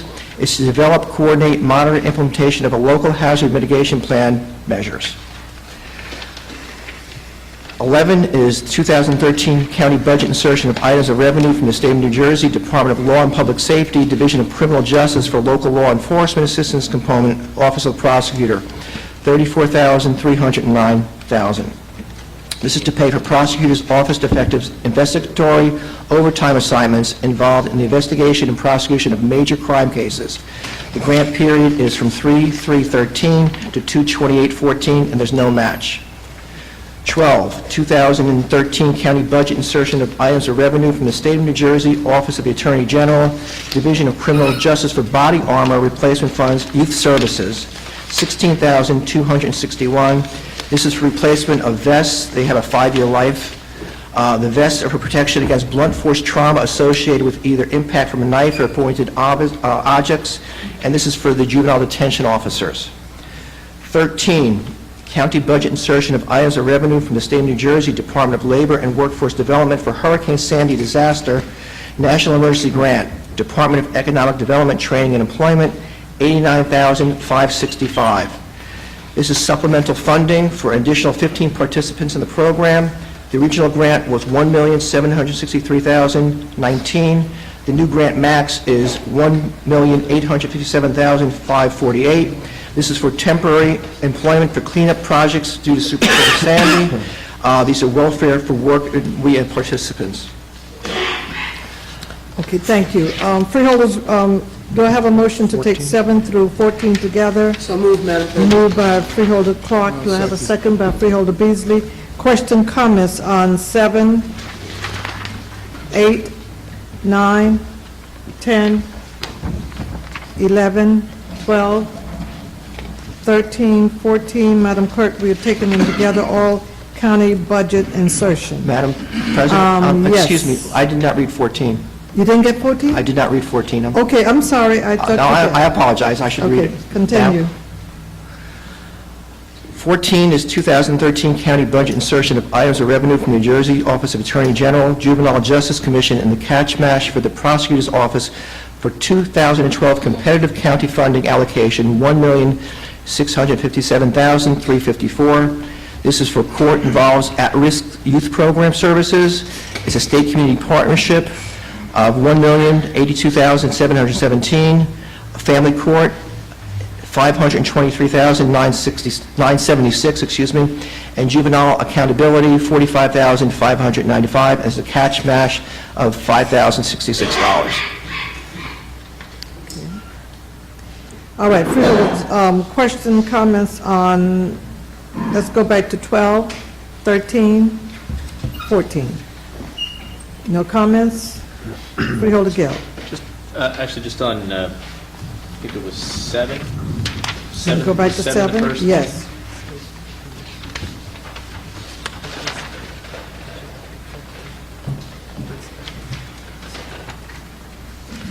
Your question again, Freeholder Gill?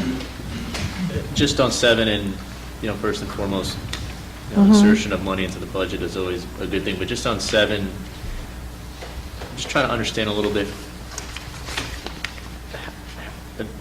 This is a Department of Homeland Security grant, and we're a sub-grant recipient.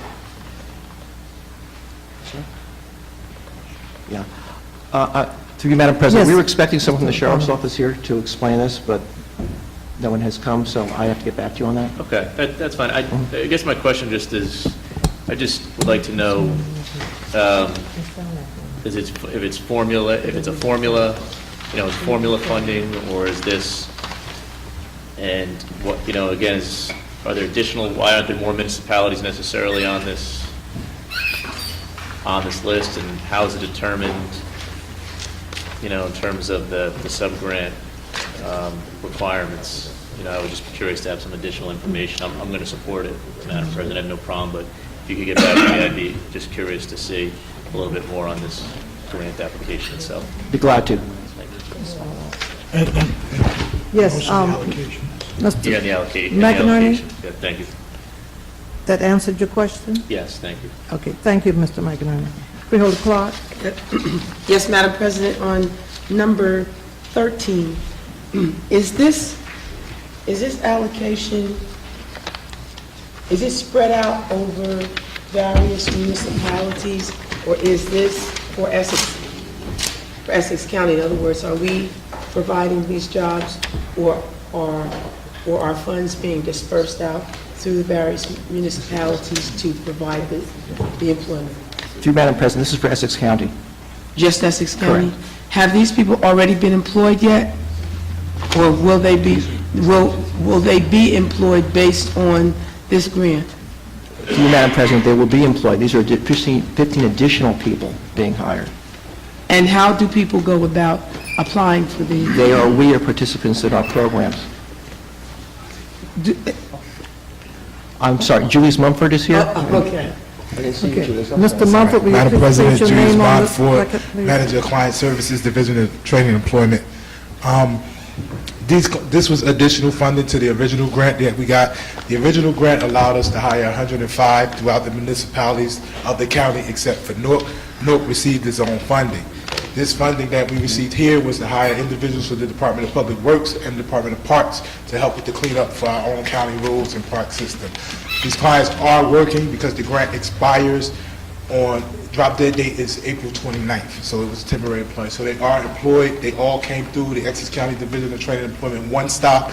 They took a test, they went through the process to make sure they were hired, and then some of them are going to be hired permanently in some of the places of the municipalities. Okay, that's what I thought, because I think I've seen some people actually working.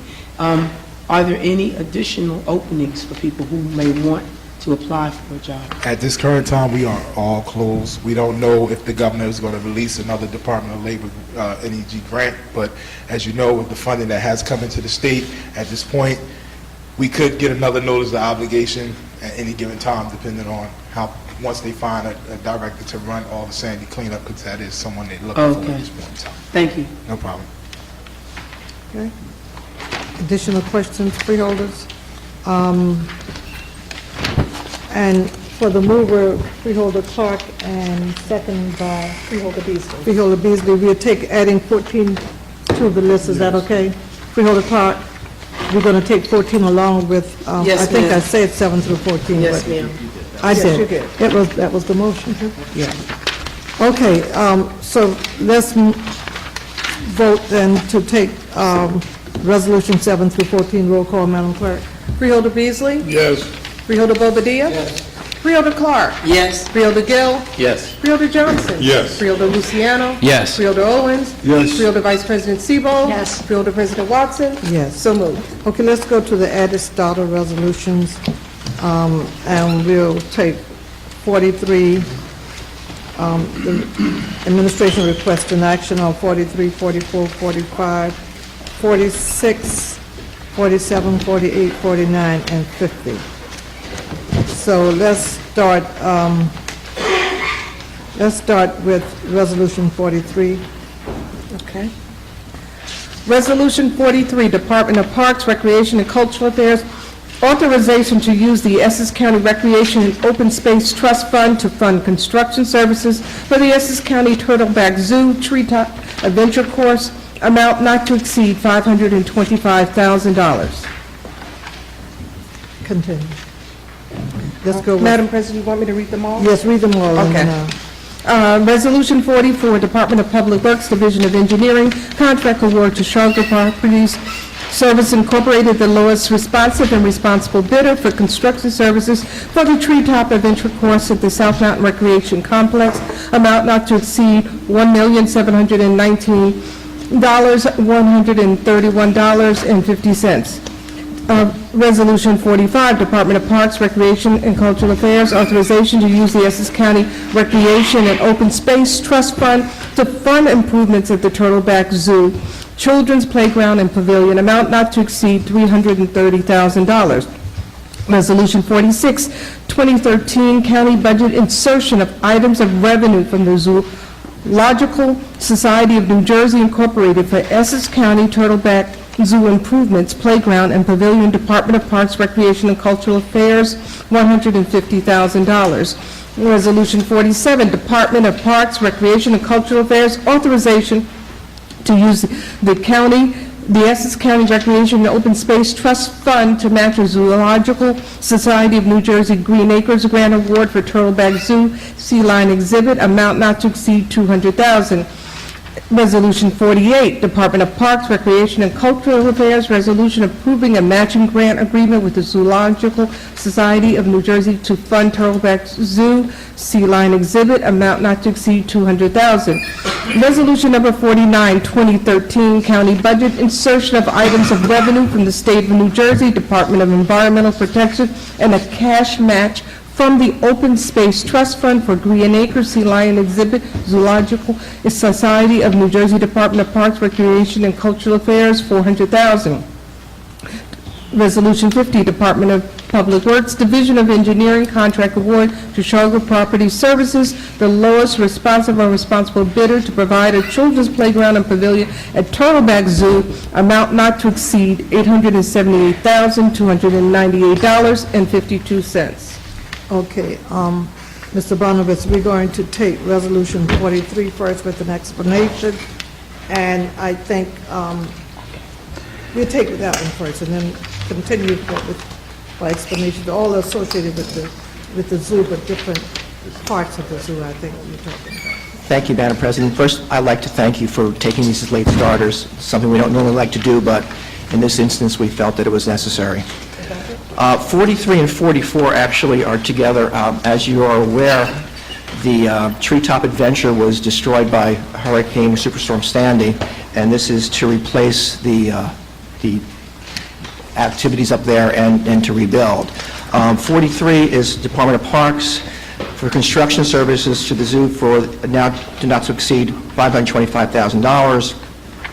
44 is Public Works, contract award to Struggle Properties, the lowest responsible bidder for construction services at Treetop Course Adventure, South Mountain, not to exceed $1,719,131.50. We received 3 bids from 7 potential vendors. Sugar received was the lowest responsible bidder. The old Treetop Adventure course was destroyed by Hurricane Sandy, as I mentioned before. The course now will have a adult and junior adventure course, plus 2 zip lines. There's an annual revenue projected at $450,000. $525,000, this will be coming from open space, $600,000 from capital, $594,131 from appropriation Superstorm Sandy emergency, receiving $439,500 from insurance and applying for FEMA relief to offset the emergency appropriation. Also, we'll be constructing storage sheds, fences, gates, sidewalks, tree removal, and planting to restore the area. And I have Dan Salvanti, who could explain the project more. Okay. Okay, Dan, let's start with you. Is that Dan? No, it's not Dan. I'm sorry. Sorry, Jeremy Goodman, is the director. of Okay, County Mr. Goodman, that's good. I thought Dan had a little color to his hair. Okay, we'll start with Resolution 43. You want to start with that one? To explain the Treetop Adventure Course again? Sure. The Treetop Adventure Course, as was mentioned, was destroyed in Superstorm Sandy. You should all have renderings of the new course. The new course, as was mentioned, is an improvement over the old course. The old course was on trees, which were all destroyed, so it could not be put up back on the trees. So new course will be put up on timbers instead, making it a lot more reliable than putting it up on trees. The trees had been approved by DCA Ride Safety and were great until the superstorm, but the new course will be slightly larger. We were able to make some slight improvements off of our experience. The course had been extremely successful, so basically we are replacing the course and modifying it slightly to allow for not only the older children and adults, but now younger children as well, based off of the demand that we had. So we expect approximately $450,000 in revenue, which is one of the reasons we'd like to try to get this back up and running as soon as possible. We do feel that it is critical to continue to bring in as much revenue as possible after the damage that was incurred. Mr. McInerney? If I might just direct your attention again to the schedule that I prepared. As you know, there is nothing in any of the resolutions for the Treetop for the insurance proceeds at $600,000, because that's money already received and already held aside to fund this project. The Open Space Trust Fund, this should be, I guess, classified as new again, if you will, altogether, because this is money directly out of open space. It's not a match. And then various park improvements is $600,000, which will come out of the capital budget, out of the Essex County General Capital Fund. So those, out of the $1,725,000, $600,000 is going to be charged to the capital budget, again, eventually through debt service raised in the tax levy. What I did not have the resolutions at the point in time that we went through this, so as you can see, my number for award to contract for Sugar is a little higher than what was in here. I just matched that up. It's $1,719,131.50, which will be funded from the sources so listed. And Madam President, can I just before I forget, in general, with the Treetop and the children's playground, I think if we haven't already done so, I still think that the board needs to hear from our risk manager as to, what the insurances are.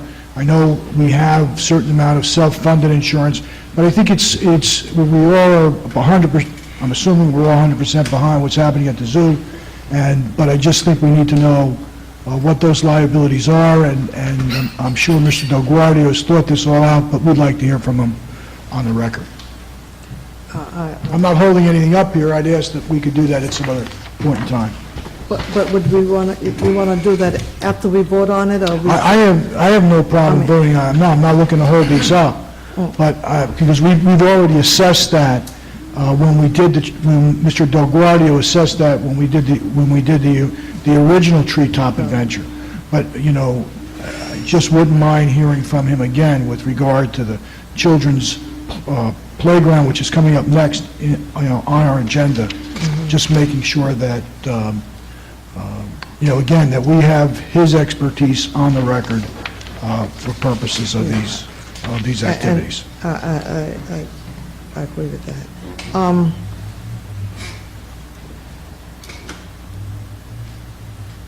The construction of the treetop is a little different than what we had previously. I think you mentioned in your comments that this time we will not be using trees, we'll be using poles. That's correct. And Trees aren't there anymore. I know, and you sure can't plant new trees and put a zip line on that. I agree with that. But I think I hear Mr.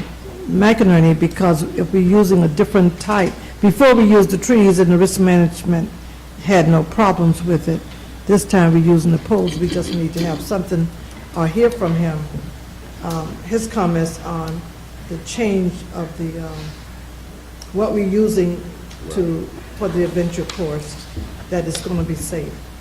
I can't speak for Mr. Del Guardio, but I can say that while we were operating, we had no incidents, and it was a very safe course. The old course and the new course, as well as the old course, has to be approved by the DCA's Ride and Safety Division. Before we go into operation, they review all the plans for safety, just like they would a roller coaster or any other amusement ride.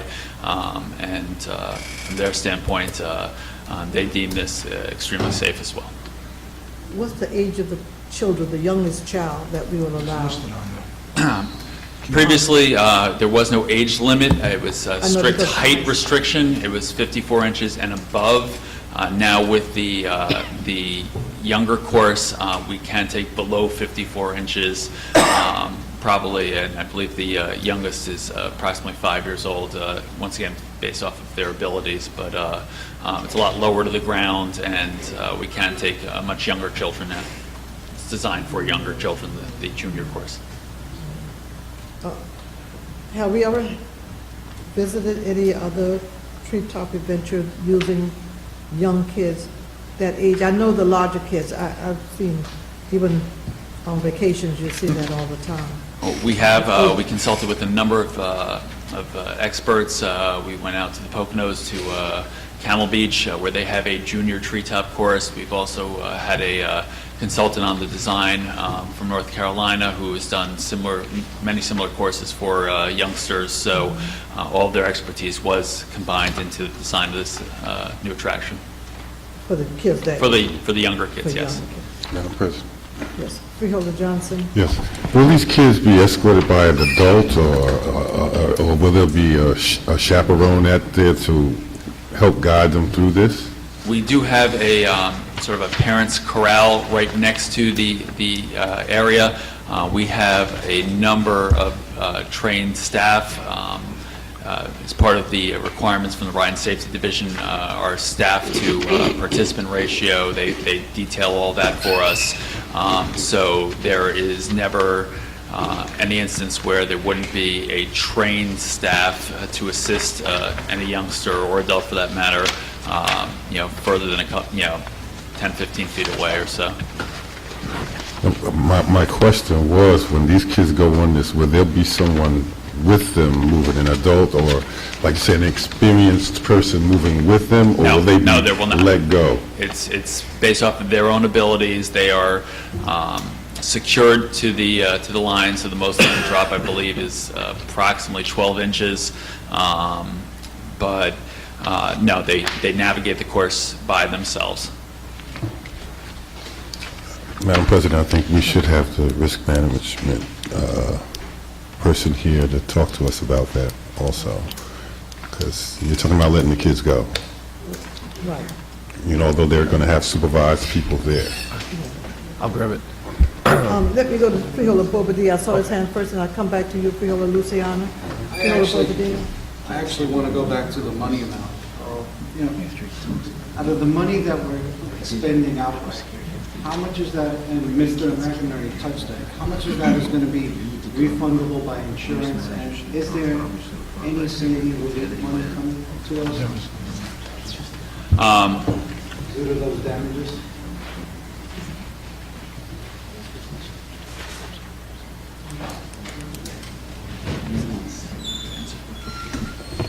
Dan Salvante, Director of the Essex County Park System.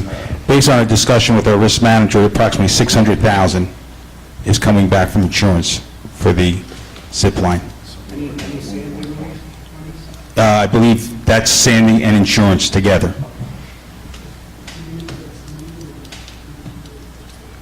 I've been advised by Public Works that's the minimum amount.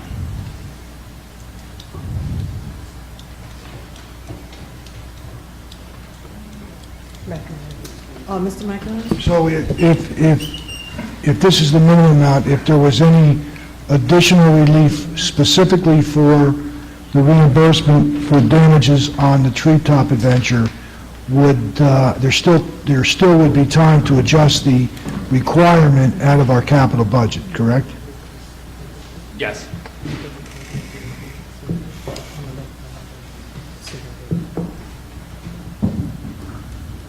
Okay, let me go back to Freeholder Luciano, Freeholder Vice President, and I'll come back to you. Freeholder Luciano? I may speak for Vice President Siebold as well. I'm not sure what she's going to say on the record, but I just want to say that I have, Madam President, through you, I have participated and I did the Treetop Adventure, and I know that what the doctor has said, you know, by letting somebody go, we're not really letting them go, though. They are harnessed in so that even if somebody falls or a child was to fall, they're not falling, they're not going to fall and hurt themselves.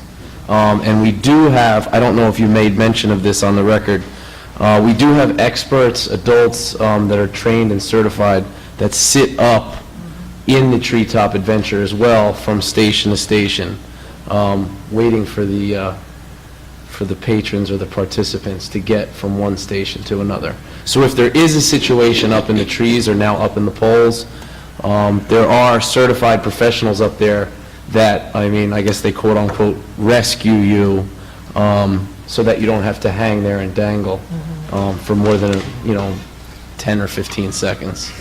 Is that true, Doctor? That is correct, and although it was by height, my own 7-year-old daughter navigated the entire course without any problems. So once again, we've had very young children on there.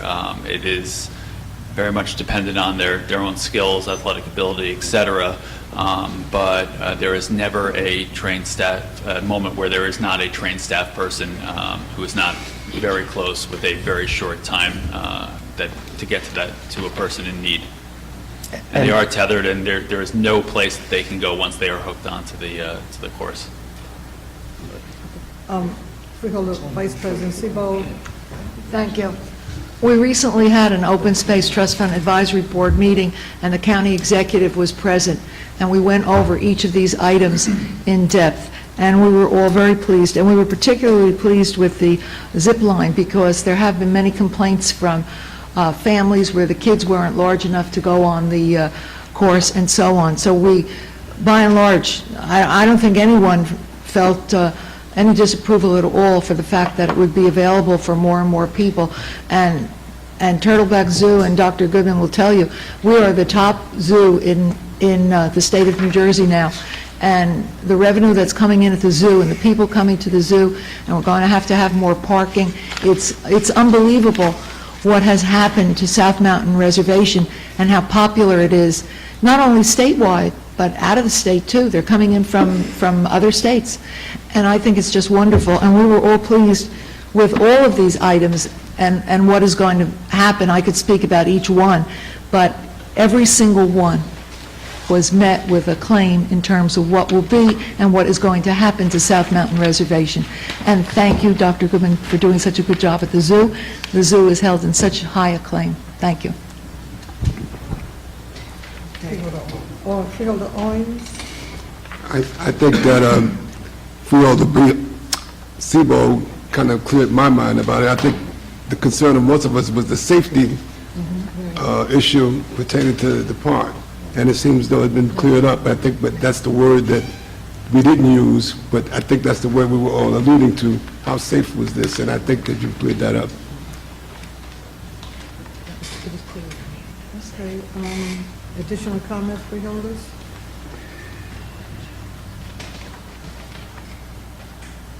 Okay, I think what we can do, Mr. Abramowitz, just to make all of us feel comfortable, we can have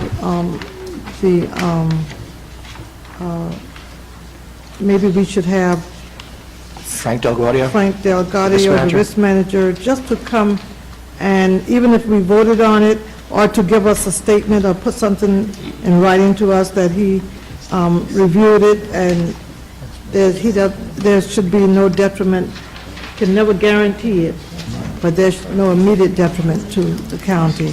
Madam President, I'll assure you he'll be here next week. Okay. I can put that on, because we won't have that on the agenda, I can just put it on for a topic of discussion, just to have him to come before the board. Okay, may I have a motion to approve resolution, Freeholder Sebo? Oh, okay. Second by Freeholder Owens. We are taking, Madam Clerk, we are taking resolution 43 and 44, and we stop there and come back. No further questions, comments, freeholders? All in, roll call, Madam Clerk? Freeholder Beasley? Yes. Freeholder Bobadilla? Yes. Freeholder Clark, absent. Freeholder Gill? Yes. Freeholder Johnson? Yes. Freeholder Luciano? Yes. Freeholder Owens? Yes. Freeholder Vice President Sebo? Freeholder President Watson? Yes. So moved. Okay, let's take resolution, we've read it into the record already. Yes. Let's take resolution 45 and 46 dealing with the playground. You want to give us Yes, Madam President. some explanation on that, Mr. Abramowitz? Actually, 45 and 46 are both with the children's playground. Item 45 is Department of Parks and Recreation and Cultural Affairs, authorization to use the Essex County Recreation Open Space Trust Fund improvements at Turtleback Zoo Children's Playground Pavilion, amount not to exceed $330,000. Item 46, 2013 county budget insertion of items of revenue from the Zoological Society of New Jersey for the Essex County Turtleback Zoo Improvements Playground and Pavilion, Department of Parks and Recreation and Cultural Affairs, $150,000. Okay,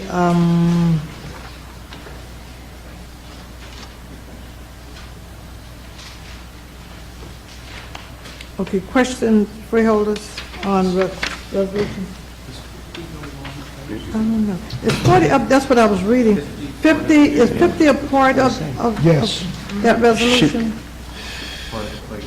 Part of the playground, right? Right. And that's what I was trying to figure out, and then we can go back to the sea lions? Let's do that. Continue, Madam President? No, I tell you what, let's go to 50, yeah, continue to 50. 47, Department of Parks and Recreation and Cultural. Mr. Abramowitz, is 50 associated with resolutions 45 and 46? It looks like they're all They are. the children's playground. It's Yeah, a- And it's then a- we'll skip, go Then to we'll go 50 back. and then skip back to the sea lion exhibit. 45 through 50 are all associated. All of them, 45, 47, 48, and 49? That's correct, Madam President. Associated with the playground? That's correct. Oh, okay, then let's continue then. All right, so, let's take resolution, we're talking about different parts of money. Let's take 45 first, freeholders. Question, comments on 45? No questions, no comments? Madam President, okay. Mr. Are you going to go, you're going to go through all of them first, correct? I'm trying to see if I could put them all together. It gets a little I confusing. think they all related. Yes, it gets a little confusing here, and It that's is why we getting did the confusing. schedule. So if you want to go through them, and then just give me an opportunity to... Okay, let's go through them all first, and then we'll come back. I believe we're on 47. Yes, Mr. Bond. Department of Parks and Recreation and Cultural Affairs, authorization to use the Essex County Recreation and Open Space Trust Fund to match a Zoological Society Green Acres Grant Award for Turtleback Zoo, Sea Lions Exhibit, amount not to exceed $200,000. 48, Department of Parks and Recreation and Cultural Affairs, resolution approving a matching grant agreement with the Zoological Society of New Jersey to fund Turtleback Zoo, Sea Lion Exhibit, amount not to exceed $200,000. 49, 2013 county budget insertion of items of revenue from the State of New Jersey Department of Environmental Protection and the cash match for the Open Space Trust Fund for Green Acres Sea Lion Exhibit, Zoological Society of New Jersey Department of Parks and Cultural Affairs, $400,000. 50, Department of Public Works Division of Engineering contract award to Sugar Property Services, the lowest responsive and responsible bidder, to provide a children's playground and pavilion at Turtleback Zoo, amount not to exceed $878,298.52. Okay, Frank, you're going to help? Yeah, this is what, it gets a little confusing here because we were, and believe it or not, we were on the phone quite a bit going back and forth. But I think I got it, and I confirmed it with Mr. Burke and Mr. Salvante. Look at the bottom where I have process for children's playground funding. What had happened, we are now inserting $200,000 of Zoological Society Green Acres grant for the Sea Lion exhibit. The Zoological Society is operating just like one of the other entities in the parks that we have. It has the ability to go out and to apply for Green Acres funding. So it went out and applied for Green Acres funding, but we never inserted it in time to charge off those amounts from the Sea Lion exhibit. So now we're inserting the Zoological Society grant itself from Green Acres and the matching Open Space Trust Fund to that Green Acres. Now that once they're inserted, we can go back to the expenditures for the Sea Lion exhibit and pull $400,000 that we used under our other funding and put it against the Sea Lion exhibit grants here. That frees up the multi-parks monies that are left over and charge $400,000, well, we insert the grants, the 2 and 2, then we charge $400,000 of the Sea Lion expenditures against these two grants. That now frees up $400,000 of multi-park funding to which it can now be applied to the children's playground. So it was like the cart before the horse. We had the money, we had the Green Acres grants from the Zoological Society, $200,000 from Green Acres, $200,000, but it never got inserted until now. So only now we can go back and charge the Sea Lion exhibit, which is already paid for, against that, which now frees up $400,000 in the Sea Lion exhibit, which can be used for this. Well, will we be short with the Sea Lion exhibit now, since we taken the $400,000? We didn't use that at all for the Sea Lion? We never could because we never inserted the grants. Until the grants are inserted, you can't charge off the Sea Lion expenditures against a grant that's not inserted. So we're inserting the grants now. It was just a timing thing that didn't happen. So we're I'm sorry, Madam President. No, go continue, I'm sorry. So we're inserting the grants now. So we're retroactively going back and taking the expenditures against the Sea Lion exhibit, which had to come from other areas, multi-parks, and we're now charging them off to the Sea Lion, to the zoological grant, both the open space piece and the Green Acres piece. So now, with that said, there's $400,000 left in multi-parks where you can take that and bring it in and spend it on the children's playground. If we had, let's put it this way, if you had inserted these grants at the time that the Sea Lion exhibit was being charged against its improvement authorization, we wouldn't be doing this, because we would still have the $400,000 left over. But since we never inserted those grants, we never had the opportunity to charge those monies off. We're now retroactively coming back and saying, give me the money out of here that we charged against multi-parks, put it against where it belongs, against these grants. Now I got $400,000 left over multi-park. I'm going to bring it over here now and use it for the children's playground. Freeholder, And that was about 2 hours Thank of you. conversation for this afternoon, but I think I got it. Frank, this is important to me. Are you comfortable with this now? Yes, and to be honest with you, I set up T counts, I was setting up, finally I got this. I mean, Dan, how long did it take me to understand it? I spoke But Anthony Burke put it in very simplistic terms. All it means is that we didn't insert these zoological grants at the time they were necessary to charge off to. So now we're charging off to, but we already paid for everything. So if we're taking $400,000 of expenditures from where it was previously charged and charging against this grant, that frees up $400,000.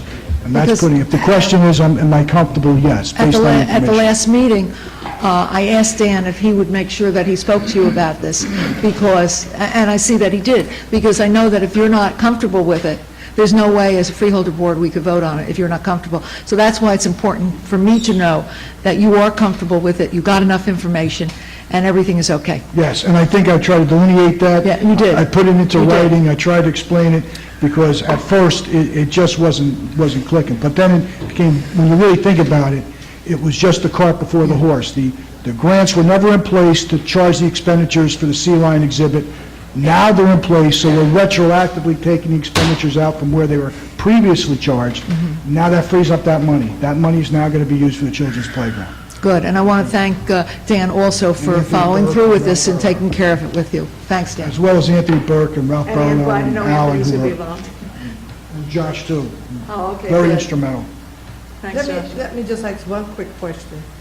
So as far as we're concerned, we're hearing tonight that the sea lion exhibit is 100% paid for, Well, it's 100% charged. I would say it's charged off, charged yes. off. And we Paid or have the charged. funds to charge off the total cost of the sea lion exhibit.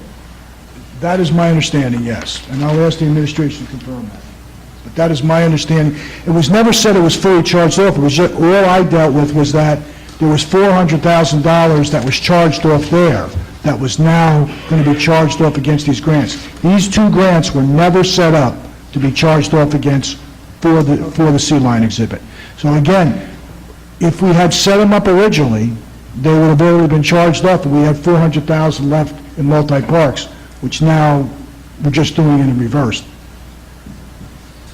I think I got it, I think. Well, I hope think so, I got it. because it took... Okay. I got it. But thanks a lot for, this helped, this did help a little. It's good, it's good to go. As long as he's happy. Freeholders, questions? Freeholder Gill? So I'm not going to try to touch that part of it, but I will, again, I'll agree with Freeholder Seawold and say that our budget consultant is comfortable, I'm comfortable, but I did just have a more general question. So Schauger Property Services is the contractor for both the treetop and the children's playground pavilion? That's correct. Okay. In terms of the sea lion exhibit, what was the total amount expended on the sea lion exhibit itself?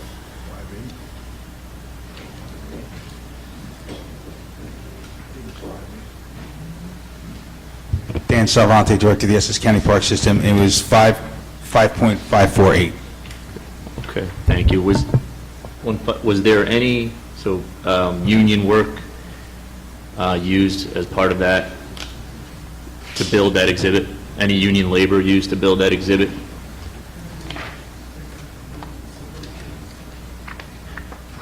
Dan Salvante, Director of the Essex County Park System. Yes, they did have union subcontractors on that project. Subcontractors. Okay. Could I just add, Madam President, through you, Madam President, could I just request through you a list of the subcontractors through the contractor that were used on the job? Thank you. We can get that, Ms. yes. Abramowitz? Yes, Madam President, we will. Okay, let's move on. I'm not asking you why you're requesting action on these, so just quickly tell us why you're requesting action on these items. Madam President, I'm sorry I didn't Would hear you please advise the board why you're requesting action on resolutions 43 through 50? Well, there are several reasons. I'll defer to Okay. Jeremy? Dr. Jeremy Goodman, Director Trollback Sioux. As everyone knows, this is our 50th anniversary. Our playground is one of the most popular exhibits as we talk with the Treetop Adventure Course. Safety is our number one concern. We have severely outgrown the existing playground where kids are on top of each other. It's such a popular exhibit. Obviously, being with most of our visitation occurring in the summer months, any delays on this will mean we miss the main season for this project, so we're trying to push that up, as well as provide a larger playground, which would be a much safer playground. The current one is one unit. The new one will have separate areas for 2 to 5 year olds, as well as 5 to 12 years old.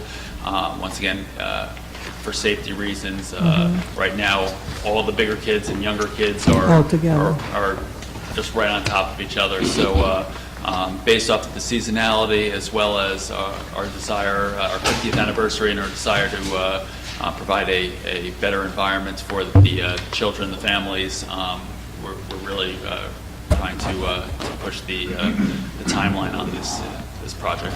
Very good. Your explanation is well taken. Thank you. Let's move to, we've discussed 45, 46. Are we ready to vote? Madam Clerk? I need a mover. I need a mover and I'll a move it. second for 45 and 46. Do you want Moved to by- take just 45 and 46 together? Okay. 45 and 46. Oh, only the two? I'll have a mover, Vice President Sebo. Do I have a second? Second. Second, Freeholder Owens, and we're taking 45, 46. No further discussion. Freeholders, roll call, Madam Clerk. Freeholder Beasley? Yes. Freeholder Bobadilla? Yes. Freeholder Clark, absent Freeholder Gill? Yes. Freeholder Johnson? Yes. Freeholder Luciano? Yes. Freeholder Owens? Yes. Freeholder Vice President Siebel? Yes. Freeholder President Watson? Yes. So moved. Okay, let's go to 47 and 48. Mr. Abramowitz, you want to give us a little background on why we're doing 47 and 48? A little additional information. Madam President, we read them You all. did that? Oh, We okay. read through 50. You went all the way? Yes, ma'am. Okay, then. Question, comments, then, Freeholders, on 47? 48?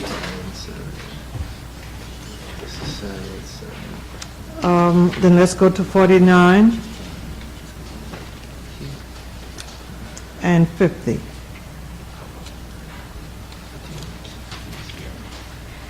No further questions, Freeholders? Then for a motion to take 47, 48, 49, and 50, Freeholder Vice President Sebo. Do I have a second? A second. Second, Freeholder Owens. We're taking 47, 48, 49, no additional questions, comments? And 50? Roll call, Madam Clerk.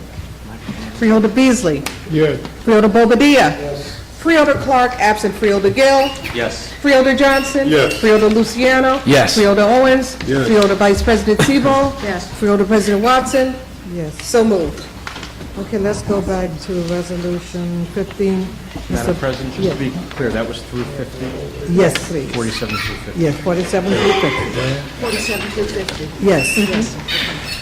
All right, thank you.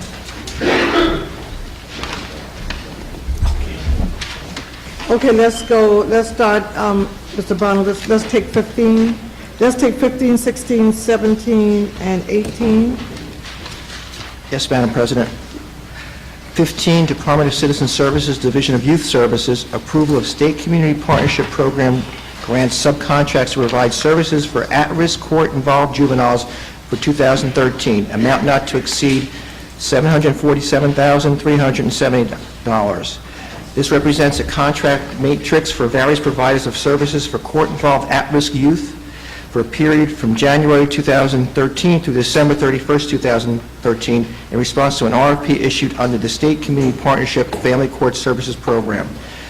The proposed agencies will provide disposition options, delinquency prevention, detention alternatives, aftercare, diversion, and other specialized services for Essex County juveniles. Approval of these recommendations will allow for family court judges to continue to have access to viable programs offerings so that the case can be disposed of in a timely fashion, and we provide you a list of agencies. Continue with 16. Yes, please. Department of Citizen Services, Division of Youth Services, contract with the New Jersey Superior Court, Essex Vicinage Probation Division Services for program services to court-ordered juveniles for 2013, amount not to exceed $63,000, grant funding. This represents a contract renewal with the New Jersey Superior Court, Essex Vicinage Probation Services Division, which provide for the continuation of a detention alternative program for use of family court beginning January 1st, 2013 through December 31st, 2013. This program will allow for continued reduction of overcrowding at Juvenile Detention Center by providing 20 slots for youth who would otherwise remain in detention until adjudication for the charges. 17, Department of Citizen Services, Division of Youth Services, contract with New Jersey Superior Court, Essex Vicinage Family Court, the provision of a substance abuse evaluator for 2013, amount not to exceed $61,508, also grant funded. The employee of the court will continue to assist in maintaining accountability for juvenile changes, adjudication, and addresses of other needs involved of court youth. Its assessment and testing of court youth involved with the court relies on making their pre- and post-adjudicatory decisions. And I have Lee Fisher here to answer any questions that you might have. Just explain 18 and then... 18 as well, I'm sorry. Department of Citizen Services, Division of Youth Services, contract with the New Jersey Superior Court Family Division to provide telephone notification services for 2013, amount not to exceed $14,138, also grant funded. It's a part-time staff to provide telephone notification services for the juvenile detention alternative for county hearings to reduce detention overcrowding. This reduces the number of families who fail to appeal for scheduled court hearings. Okay, Freeholders, do you have any questions on Resolution 15? Before we bring Madam President, I have a comment. Freeholder Johnson.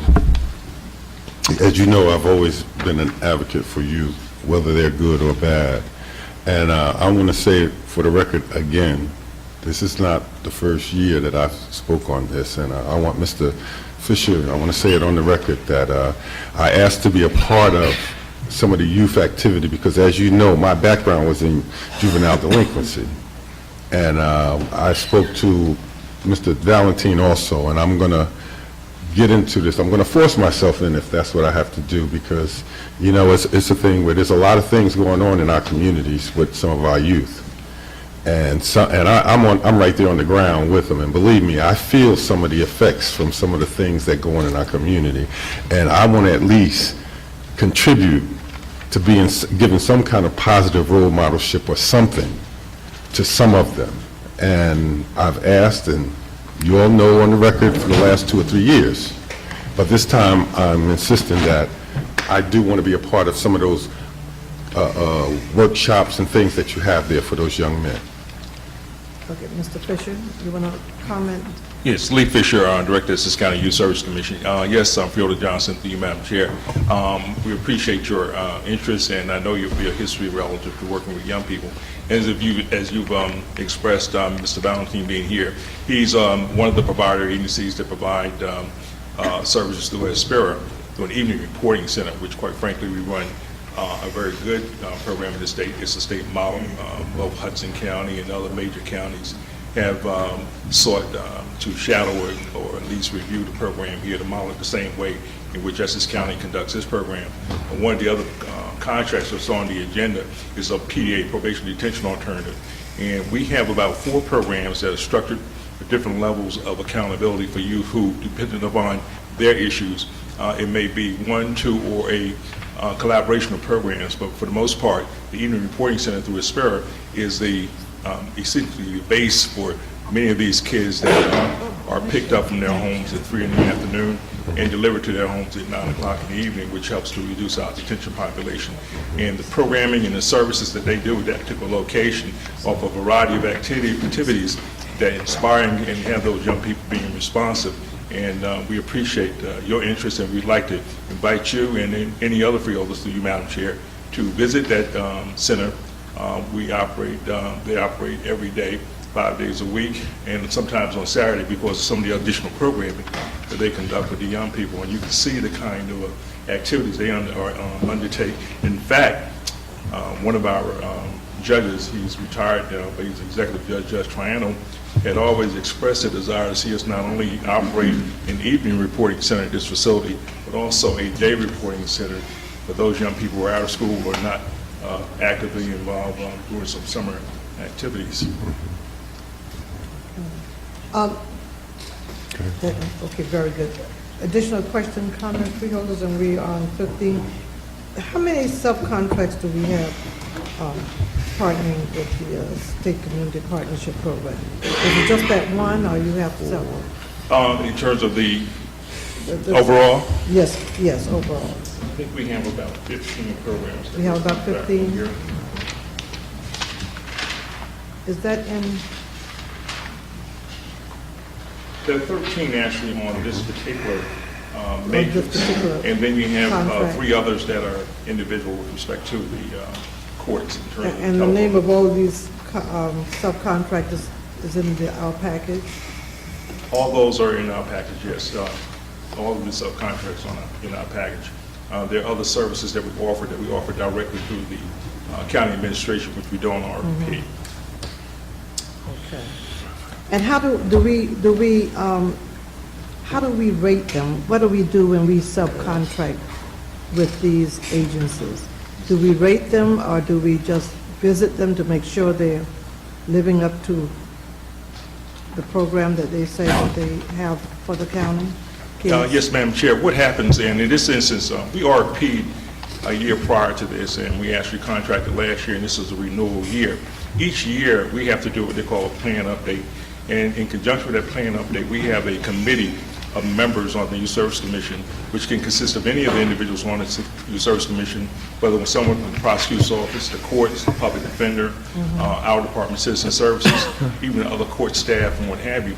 And we have a monitoring instrument that's used statewide that we have to utilize, and in terms of going out, we have certain elements that we have to address in that monitoring process. And part of our contracting process and what JJC, the Juvenile Justice Commission, expects is that we have outcomes. In other words, goals and objectives, and how do you measure those outcomes, and what was the success rate with respect to that. Most recently, we had to, I don't want to say we had to, but we did not continue to recommend several contracts because the referral options were limited. We didn't utilize those programs, so therefore we weren't going back to recontract to see what numbers we were going to get in the year 2013. But we do have monitoring instruments. We always have a Juvenile Justice Commission representative as part of that monitoring group, and they all have to sign off in terms of what their findings are. All righty, additional questions, comments? Yes, one more question, Madam President. What is the success ratio for, would you say, for the programs, for the grants and the money that we put into these programs? What would you say is the success ratio? You know, how many kids do we get that completed and go on? How many, It depends on the program. I mean, for example, our detention alternatives is much like the adult system in terms of juveniles don't have probation, so therefore detention alternative is a short-term option as opposed to being in detention.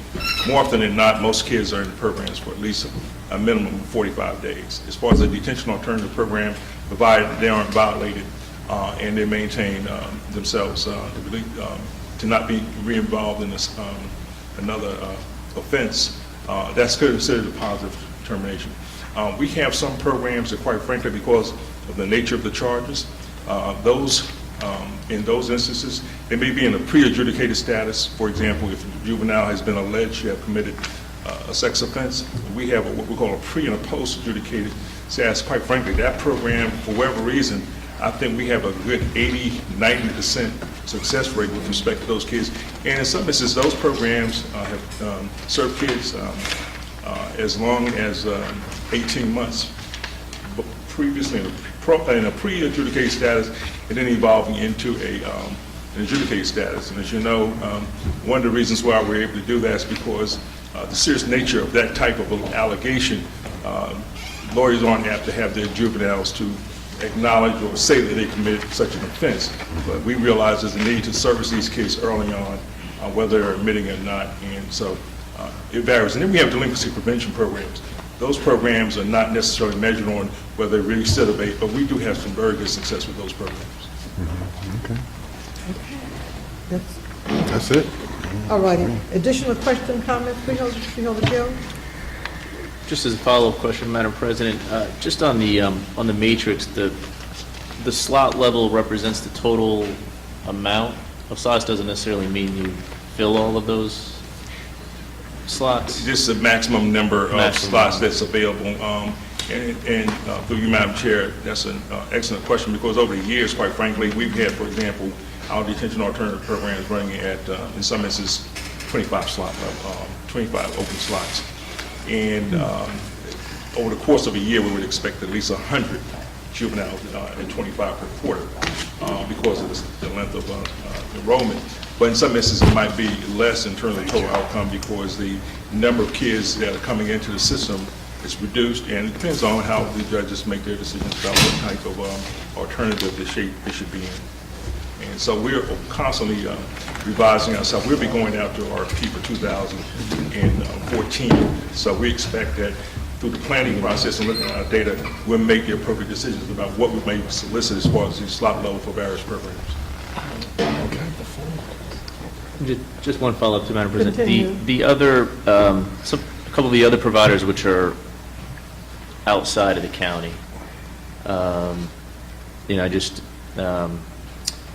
I see one from Roselle Park, one from Englewood. Are those particular providers that have had long-term relationships with? They have a long-term relationship, but let me be clear to you, Madam Chair, with respect to the Roselle, the program that you're speaking of is Academics in Motion. Mm-hmm. That program provides a football life skills camp in Irvington and also in Orange Park, and as well as Westside Park. Okay. And in the instance of Arts Horizons, those programs are providing services right here in the Newark Public School System. Okay. Additional questions, comments, Freeholders? Then let's go to 16. Questions? Comments? Let's go to 17. 18. Okay, Madam Clerk, we're going to list, thank you, Mr. Fisher, for the information presented to the board this evening. So let's list 15, 16, 17, and 18, and let's go to 19, Madam Clerk. Mr. Abramowitz, you want to explain 19, 20, 21, and 22? Yes, Madam President. 19 is Department of Economic Development, Training and Employment, Division of Training and Employment, contract award to Meadowlands Transportation Brokerage Corporation, also known as Meadowlink, to provide transportation services for Essex County Job Access Reverse Commute Transportation Program. The second-year option not to exceed $1,143,300 grant funding. The contract is from April 1st, 2013 to March 31st, 2014. Last year, it was $1,100,000. It's broken down as follows. The Essex County Night Owl Service is $669,500. The Route 10 Shuttle, $267,800. The Fairfield West Essex, $206,000. 20, Department of Citizen Services, Division of Senior Services, acceptance of the 2013 Area Plan Contract Number DOAS 13AAA046. Fund $5,128,454, already approved and inserted into a sub-grant agreement. This plan is updated annually. The funds are earmarked for a wide range of services such as in-home support, access, and community support and nutrition services. This is a housekeeping resolution. 21, Department of Economic Development, Training and Employment, Division of Housing and Community Development, submission of the Essex County Program Year 2013 Action Plan to the United States Department of Housing and Urban Development pursuant to the requirements of Federal Regulations 24 CFR Part 91. Approved 2013 Action Plan. We provided you a list of projects and activities. Upon approval for the plan from HUD, the sub-grant agreements will be brought to the board for approval. 22, Department of Economic Development, Training and Employment, Division of Housing and Community Development, contract with the Essex County Department of Public Works in the amount, I'm sorry, was I supposed to read 22, Madam President? Yes, continue. Okay.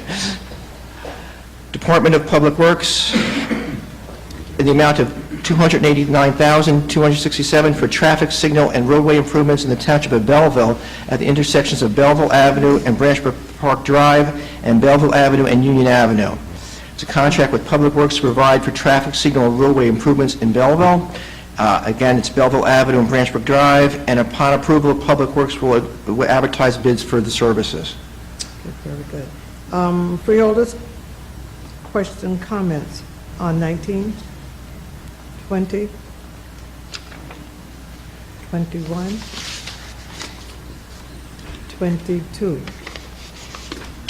Okay, Madam Clerk, let's list 19 through 22, and we are reading to the record Resolution 23, the administration requesting action. Resolution 23, Department of Economic Development, Training and Employment, Division of Training and Employment, authorization to use the competitive contracting process to solicit proposals for vendors for the Workforce Investment Act in-school and out-of-school youth programs. Okay, freeholders, questions? I'd just like to get an explanation of what that is, Madam. Okay, I'm sorry, I'm moving the agenda too fast. Mr. Abramowitz, you want to tell us what this... Yes, Madam President, Julius Montfort is here to explain. Why you requesting action? Madam Chair, Julius Montfort, Manager of Client Services, Essex County Division of Training and Employment. In the past, we receive WIA funds every year, Workforce Investment Act funds, and we have out-of-school youth that we serve in the summer, and we have in-school youth that we serve in the summer, and out-of-school youth that we serve throughout the year. We just went through a United States federal audit, which the state audited the federal government audited the state of New Jersey, and at that time, we were told we could no longer do government-to-government agreements for these programs, that we had to solicit bids and proposals to provide these services. In order for us to go out, we have to come before the chosen board of freeholders and get your permission in order for us to go out for bids to provide these services. So this is what this is for. Yes, Mr. Polyvecchio? And one thing I could add for Freeholder Owens, who may not have come across one of these type of resolutions before, the board, as the gentleman said, the board does require the administration to first seek the board's approval to use the competitive contracting process. So it's another tool in the public contracts law, things that we have available to us in the public contracts law. So if something otherwise would require a public bid, in this instance, there are certain things we can go out for by use of competitive contracting, so getting price plus other factors. But before the particular agency or department is able to use that process in lieu of a public bid, you have to get the freeholder's approval to use that. So it's an extra step, an extra fail-safe, if you will, that the freeholders have oversight of. So Thank you. while we don't have to do that to use public bid for competitive contracting, we do. Okay. And the reason that we are requesting action this evening, Mr. Abramowitz? Well, I believe it has to go out for... We have, Madam You don't Chair, have much Madam President, time. we have to go out to bid immediately because we will be receiving our WIA funding, and the summer is slowly approaching, and we have to begin to provide our youth in Essex County with jobs and training programs. What's the age of this program? The in-school youth is for in-school youth ages 14 to 18. The out-of-school can be age 14 to age 22. So it's 18 through 22, and 14 through 18 in school. And this is for kids that's out of school. Mhm. Yes, Freeholder Boveda. What's the timeline for this RFP? Whatever, the timeline will be whatever the public contracting law is. I don't know until we actually develop the RFP and the office of Jim Jurgensen give us our exact timeline. But if we do it as a bid, I believe it's 21 days that it has to be out on the streets. And the various agencies would be able to bid to utilize the kids from the county, and the county would pay the agencies? How does that work? Correct, Madam President. What happens is, in the past, it used to be Board of Education's, Board of East Orange, Irvington, Bloomfield, Montclair, but now by going out the bid, it can be a nonprofit agency throughout the entire county that can now come in and bid to provide the services under the WIA Workforce Investment Act.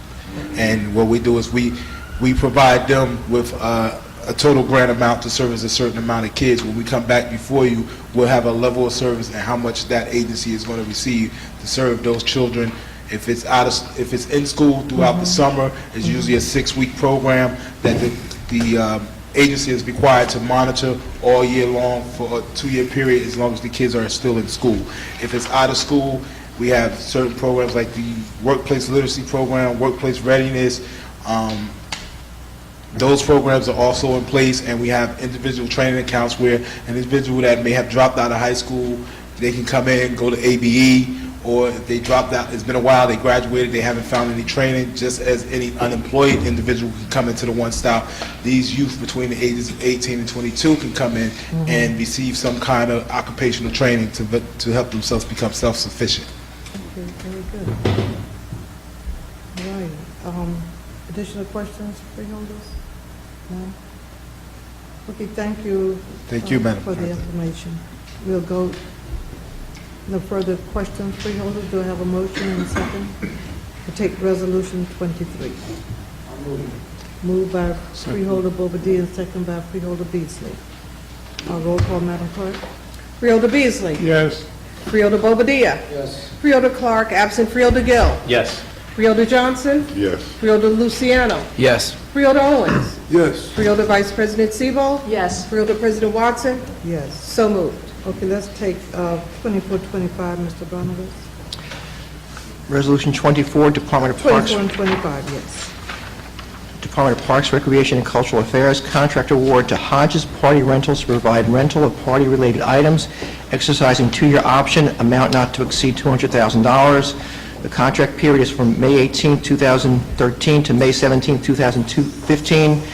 The previous contract was for 2 years for $200,000. Spent to date, $95,836.74. We have provided you a list of events and items. This is for tents, chairs, and tables for the Department of Parks and Recreation. Resolution 25, Department of Public Works, Division of Engineering, resolution supporting the State House Commission final application to the NJDEP Green Acres Program for the diversion of 2.9 acres of the South Mountain Reservation for proposed South Orange Avenue traffic operations and roadway improvements. This is required by the state. It's supporting a resolution for diversion of 2.89 acres of South Mountain Reservation for the proposed South Orange traffic operation roadway improvements. They're improving traffic operations along South Orange Avenue through Millburn and Maplewood, across the reservation, Cherry Lane to Dunn Avenue. There's unsafe curves on the road, and the state funding of this project is $25 million. Both municipalities have approved a resolution. A public hearing was held on March 11th and public comment on March 25th. As compensation for the diversion, we'll be constructing 2 pedestrian bridges over South Orange Avenue to improve trail connectivity. Okay. Freeholders, 24, we'll hear questions, comments. Resolution 24. 25.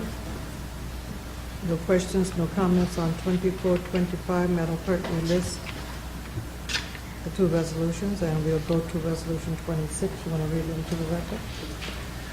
Resolution 26, Department of Public Works, Division of Buildings and Grounds, contract award to ABM Janitorial Services Northeast Incorporated, the lowest responsive and responsible bidder, to provide janitorial cleaning service at various county buildings, May 1st, 2013 to April 30th, 2014, amount not to exceed $1,421,563.92.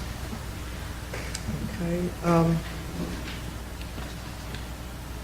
Freeholders, Before we ask for questions from the freeholders, do we have the person here from the janitorial service that we We on do this that. contract? We do, Madam President. We have the vendor here as well as Sanjeev Varghese, who can add some more information if you require. Yes, we would definitely need more information on this. So you want to explain this to us before we bring them up? Of course. We received 13 bids from 55 potential vendors who received and reviewed the specs. There are 4 different buildings involved in this. That would be the Hall of Records Complex, the Veterans Courthouse, the Historic Courthouse, and Leroy Smith. It's part of operating budget. The vendor is a new vendor from Kenilworth, New Jersey. I'm sorry, it also includes economic development as well, and the Willen's building, so there's several buildings included here. It's a new vendor from Kenilworth. The company has agreed to provide a livable wage. They agreed to be interviewing current staff who are working for the current vendor and hire the qualified worker and hire from Essex County, and we're requesting formal action this evening. And your reason for requesting formal action? We would like to have some period of time to transfer to the new corporation. The other contract is ending. Okay. You want to have the vendor to come up? Yes, please.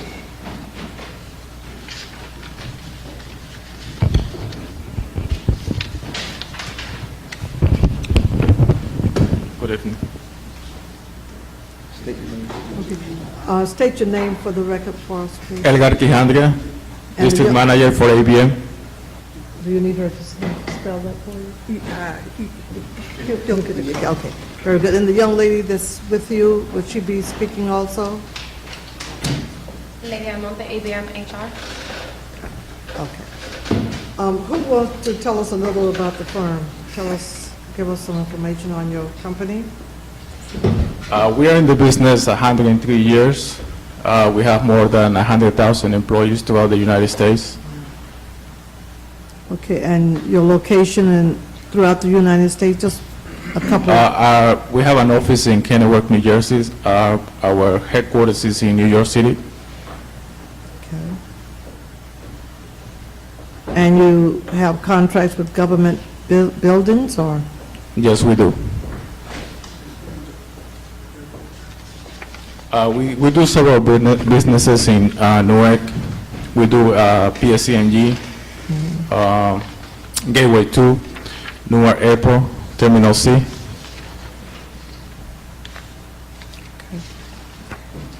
Okay, let's do this. Let me see if we have any questions from the freeholders. Then I go to Mr. McInerney and Mr. Butler, do you have any questions? Okay, let's hear from the freeholders first. Question, comments, freeholders. Yeah, Freeholder Gill. Thank you, Madam President. How many total employees is this across all the buildings? It's approximately 40, Sanjeev Varghese, County Engineer, there'll be approximately 40 employees throughout all county buildings. So these are 40 employees, and this current job is being performed by? All clean services, all clean, that's the vendor we Is have now. a different vendor now? Different vendor, yes.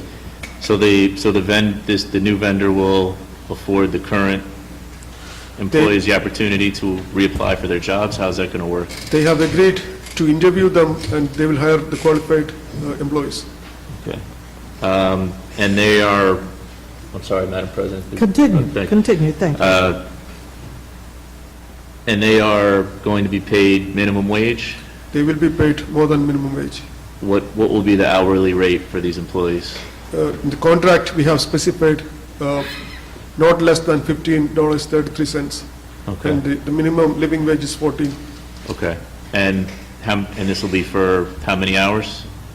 This is to clean all the buildings. It's So, and I guess my question is, an average employee will make your employees, do they work just for you? Do they work for other vendors?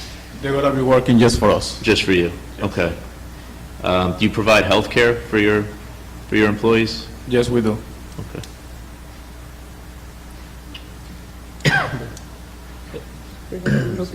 Freeholder Luciano? Just a couple of questions through you, Madam President. The first one is for you, Director. Our current contract, when does that expire with All Clean?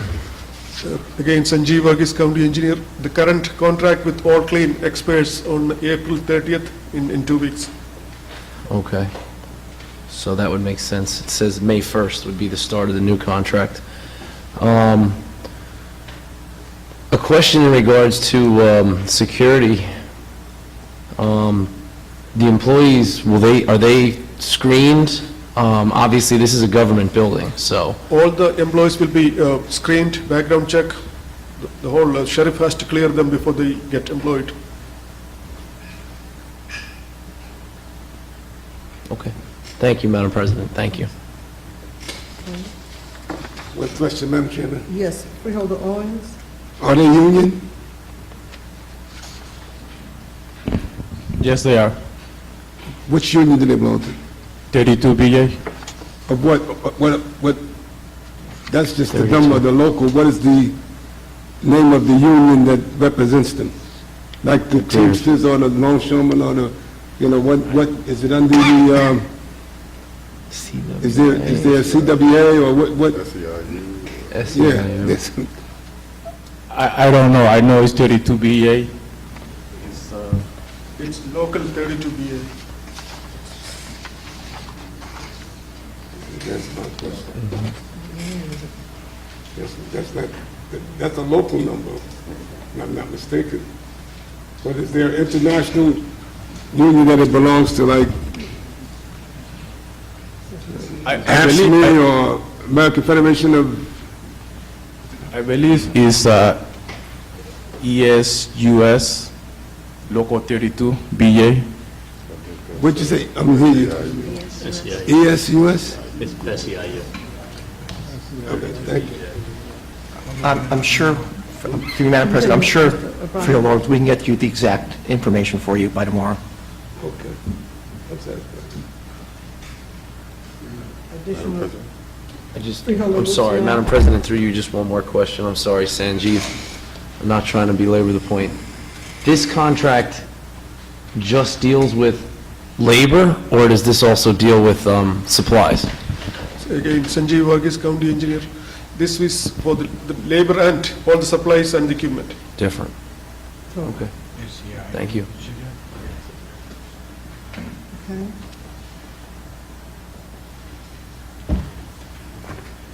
Mr. Freeholder Gill? So, through you, Madam President, so this was, just so I'm clear again, this is is this the contract that SEIU came before the board 2 weeks ago and spoke to us about? Is this the same contract that was addressed in the meeting 2 weeks, not 2 weeks ago? Through Madam President, yes, it was. Okay, so, just so we're clear, so, this vendor will be utilizing, if I understand, union labor for the positions on this contract? Madam President, that's correct, yes. Okay, thank you. Okay. Additional questions, freeholders, comments?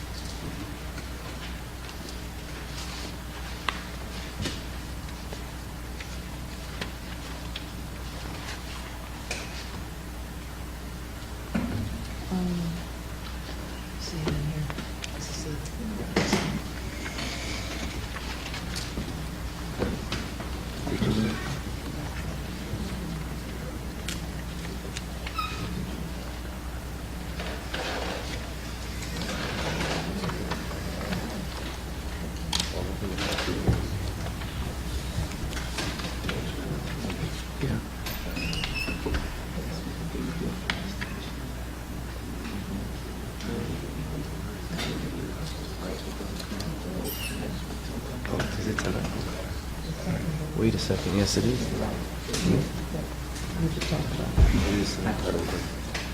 Okay,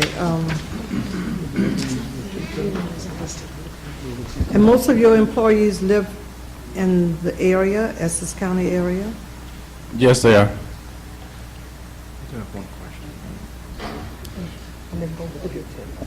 Let me go to Bobadilla and then I'll come back to Sanjeev, what was the amount of the previous contract with the previous vendor?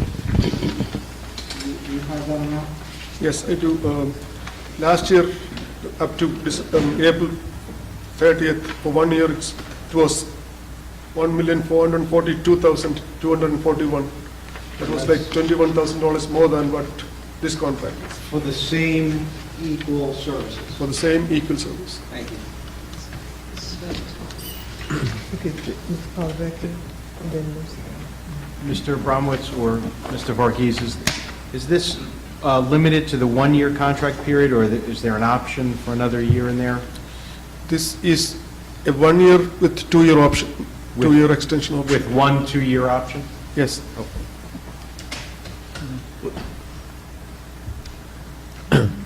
Yes. I'm sorry. Freeholder, Luciano? I wish I could have just asked all my questions at once. Madam President, No, through that's you, no problem, no problem. I'm looking at this. This is a voting item for tonight. Yes, it is. Have we responded as a board to those that came in front of us and had the questions 2 weeks ago before we go and vote on this contract? No, we didn't respond to them. I think we, Freeholder Gill, is this the same issue that we're trying to schedule the meeting, similar to this? Yes, Madam President, that, I guess there was 2 issues. One was questions that were raised specific to the RFP, which at the time, I do believe that the county administrator testified that he could not comment on that since it was an open bid. And then we did commit that we were going to schedule a meeting to address, separate from this, not on this particular contract, but this overall, similar to this issue, because there's I think language which they provided to the board that other counties have adopted in terms of an ordinance, which is a separate. This is a separate issue, not specific to Not this. specifically To this bid, but I guess the question that I asked was, it seems that, and maybe Alan wants to comment, it seems that, was this addressed to the administration? It seems that now that this vendor has agreed to use, union labor as a part of this, so maybe this was worked out in a separate meeting, or, that's what I'm trying to understand, how we got here. Madam President, it was always part of our intent to do, to go in that direction, so this is just, they were the lowest responsible bidder, Okay. and they agreed to those terms, so. Okay. Yes, Freeholder Beasley? Where do people apply? What municipality, and what area does the company pay for? They can go onto our website. Could you hear? Lady Almonte, ABM HR. Freeholder Beasley, You need to speak into the mic. Oh, excuse me. No, I want to know where was the office located, what municipality, and how many people apply? Well, our office is located in Kenilworth. Would you put your name back on the record for me again, please? Sure. Thank Lady you. Almonte, ABM. Continue. Our office is located in Kenilworth. We also have a website, and most of our employees are hired through referrals. And of course, we're going to be qualifying the existing employees. Did you say referrals? Yes, like, referrals.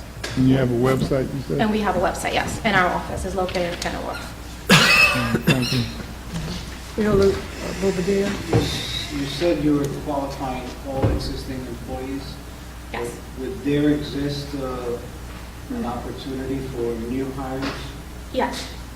If the employees don't qualify, assuming their backgrounds or anything, then of course there will be openings for new hires. And how would those openings be posted? Through our website, ABM, or again, through our managers, or word of mouth, or referrals. Is that an ongoing process right now, that people can go to the website? Yes. And go in? Mm-hmm. Okay. All right, thank you. And that's, sorry, I apologize. And that's, what's the website? It's abm.com. abm.com, thank you.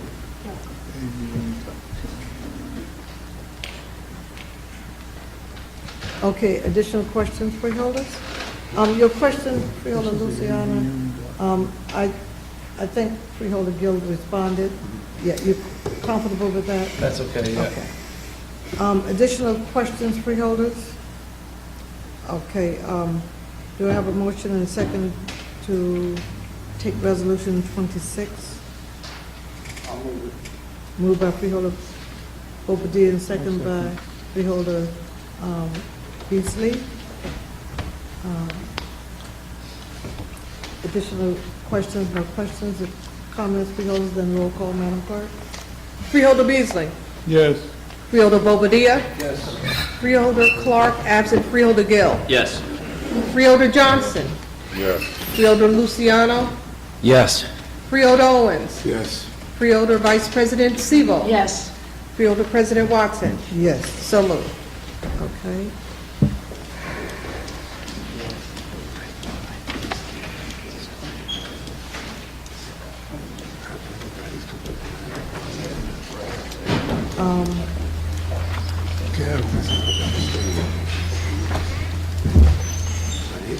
Okay, Madam Clerk, let's take, we'll take resolution 27 through 42, and we'll list those resolutions, and we'll move, do we have any additional added starter resolutions, Madam Clerk? Madam President, there are no additional added starters. Okay, then let's go to public comment session. Do we have anyone in the audience who would like to speak? Please come to the microphone, state your name and affiliation, and you have 3 minutes to speak. Douglas Freeman, Southwood 44th District Leader, P.O. Box 4252. Coming to you on behalf of the 44th District. Yesterday on our county road, there was a shooting at 3 o'clock in the afternoon. One of the victims died and 2 was injured. Through you, Madam President, I'm asking that we can have some type of discussion on this gun violence that's on our county roads. About a month ago, or maybe 3 weeks ago, there was a shooting at 1 o'clock in the afternoon on Lyons Avenue, which is another county road. The congregating of individuals after school hours is starting to become hazardous to our kids, and not only is it a health issue, we consider the violence that's happening in our neighborhood on the lines of serial killers, because it's that many that's becoming hurt and expiring because of this gun violence. Through you, Madam President, I'm asking that you could speak with the Sheriff's Department, and maybe we could come to some type of visual, I'm trying to see the exact words to say, but some type of visual,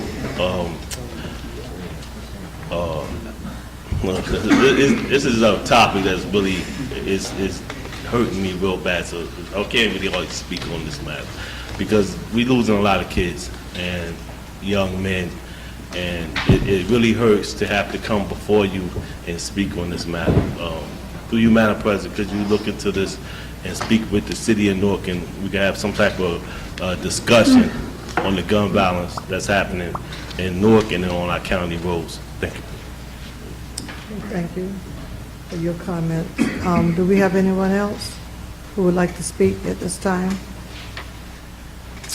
If so, could you come to the microphone, state your name and affiliation, and you have 3 minutes to speak. Okay, let's move then, Madam Clerk, to other business with the freeholders. Freeholders, do you have any additional business? Any comments, freeholders? Freeholder Gill? Thank you, Madam President. I wanted to quickly congratulate Freeholder Johnson and thank him for inviting me to the kickoff on Saturday of the Westward Economic Development Corporation. I know many of my colleagues were there, and just wanted to, again, congratulate him on his leadership on that issue, and thank you again for inviting me to participate in the program and the activities that day. Thank you. Very good. Freeholder Johnson. Yes. I want to comment on what the gentleman said at the mic, because as a matter of fact, I was calling for a meeting with Kevin Ryan, undersheriff, and with Samuel DeMayo, the director in Newark, but the director was out of town, and he's back in town now, and hopefully we can bring these two to the table to talk about that, especially on our main corridors, because I understand what you're saying, because I've been driving up and down the avenue the last couple of days, and you're starting to see more and more of them just out because it's warm. So we will let you know when I get that meeting set up. I will let you know, and Madam President, I would like for you to be present too, because as you know, we did it last year. You know, because the councilman, Raz Baraka, had asked for a meeting, and we put together the meeting very quickly. And I think we should do it again, because we need to know what the plan is going to be for this summer, because I think this summer is going to be worse than last summer. All right, additional comments, freeholders? I'd just like to make on record that, to Freeholder Johnson, that I would be accommodating him if he so choose to have me. Do we have any comment from the administration? Just, Madam President, thank you for your patience with me this evening. I'm a novice at this, and I appreciate the board's patience, and I want to thank my co-worker Carmen Farnicola here for helping me out through what was a situation I was sort of thrown in yesterday. So I do appreciate your patience. Thank And you. you did a great job. I have to commend you for it. And Carmen, thank you for being his assistant. Okay, just a couple of comments on this particular issue in reference to St. Michael's Medical Hospital. It looks like we going down the same road again, where we trying to close additional centers in our urban cities. And St. Michael, if you didn't receive one of the pamphlets, the information through the mail, I would encourage all of our freeholders to encourage your neighbors and your community organizations that you're a part of to make sure we go online and sign the petition. Certainly, if this hospital closed, we would definitely be down to 2 hospitals in this immediate area, which would be, I don't know exactly where we're going with I don't know exactly what's happening with the hospital, the school, so we're still waiting for that. And now we're talking about St. Michael's Medical Center, that there's a problem that they might be closed again, and they do need the residents' participation to help them keep its doors open for good. So I think they're talking about coming up with another health care plan in order to keep the medical center open. So UMD&J, we don't know what's going on with that hospital. We only have Beth Israel, and if St. Michael's closed, then that would be it. Oh, no, we have the one in Belleville. Is that Clarabas? You can't, an urban city with all of the ills and issues, problems that we have, health issues we have, to have 2 hospitals in this area in Essex County would be suicide. It's just not something that we should sit back and let happen. So I'm encouraging, maybe we can look into getting the freeholders to sign a resolution and send some support to St. Michael's to let them know we definitely support their cause to try to strengthen and save St. Michael's Medical Center. Of course, it is one of the top 15 health systems in America, so we need to make sure that to close another hospital is just really unheard of. So I'm asking the freeholders that maybe at the next meeting, we'll have a resolution in place to give support to St. Michael's Hospital Center. I think that's appropriate, something we need to do. Okay, and the Essex County Household Hazardous Waste Collection Day is May 4th, and it's in Essex County Fleet Maintenance Garage, 99 West Bradford Avenue in Cedar Grove. We're asking residents to bring all of the items, household hazard waste items, on May 4th to that location. Also, Earth Day, Essex County is celebrating Earth Day at the Essex County Environmental Center, April 20th. We're encouraging, along with the freeholders and the county exec, we're encouraging all to attend if they possibly can. Weekway Park Association, they said, let's fly some kites. I did make a commitment, and hopefully some of the other freeholders will make a commitment. It's something that I think we've lost with our kids, and I think it's a great thing. I like the idea. So if you can't bring a kite, we ask that you donate a kite for some kids if you're not going to come and take part in Let's Fly Some Kites at Wheatway Park, May 4th at 12:30. The freeholders meeting, question, public comment session. Freeholder Brenda Gill asked the administration to look into issues in Belleville Park regarding a broken water fountain and flag pole. Freeholder Gill, I think the memo went to the administration on the 11th, and the response, we received the response 4/16. We did not send any letters out. I'm sure you must have received. Hopefully you'll receive the information. And if you're not satisfied, then we can go back to the administration with the response. Mr. Douglas Freeman suggested that the administration look into purchasing playground equipment specifically designed for physically disabled and handicapped children. The memo was sent to the administration on the 11th. The response came back on the 16th, and Mr. Freeman, we mailed that letter out on the 16th. So you should have a response from the freeholders in reference to your request. If we have no further business, Freeholder Gill. Sorry, Madam President. No problem. I thank you very much. I did just want to take this opportunity to put on the record, this is not a county issue per se, but I think one that pertains to an issue that was just raised in front of this board as it pertains to the continued violence that we see plaguing our society.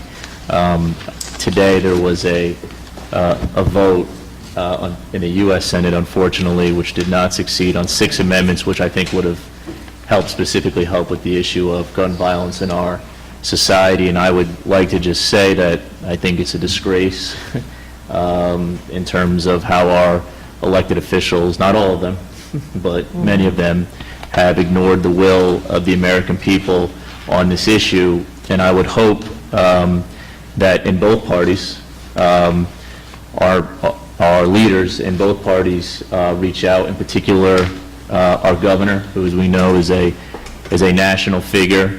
And I would hope that our governor would also condemn the members of his own party who did not follow the will of the American people on this issue. I concur.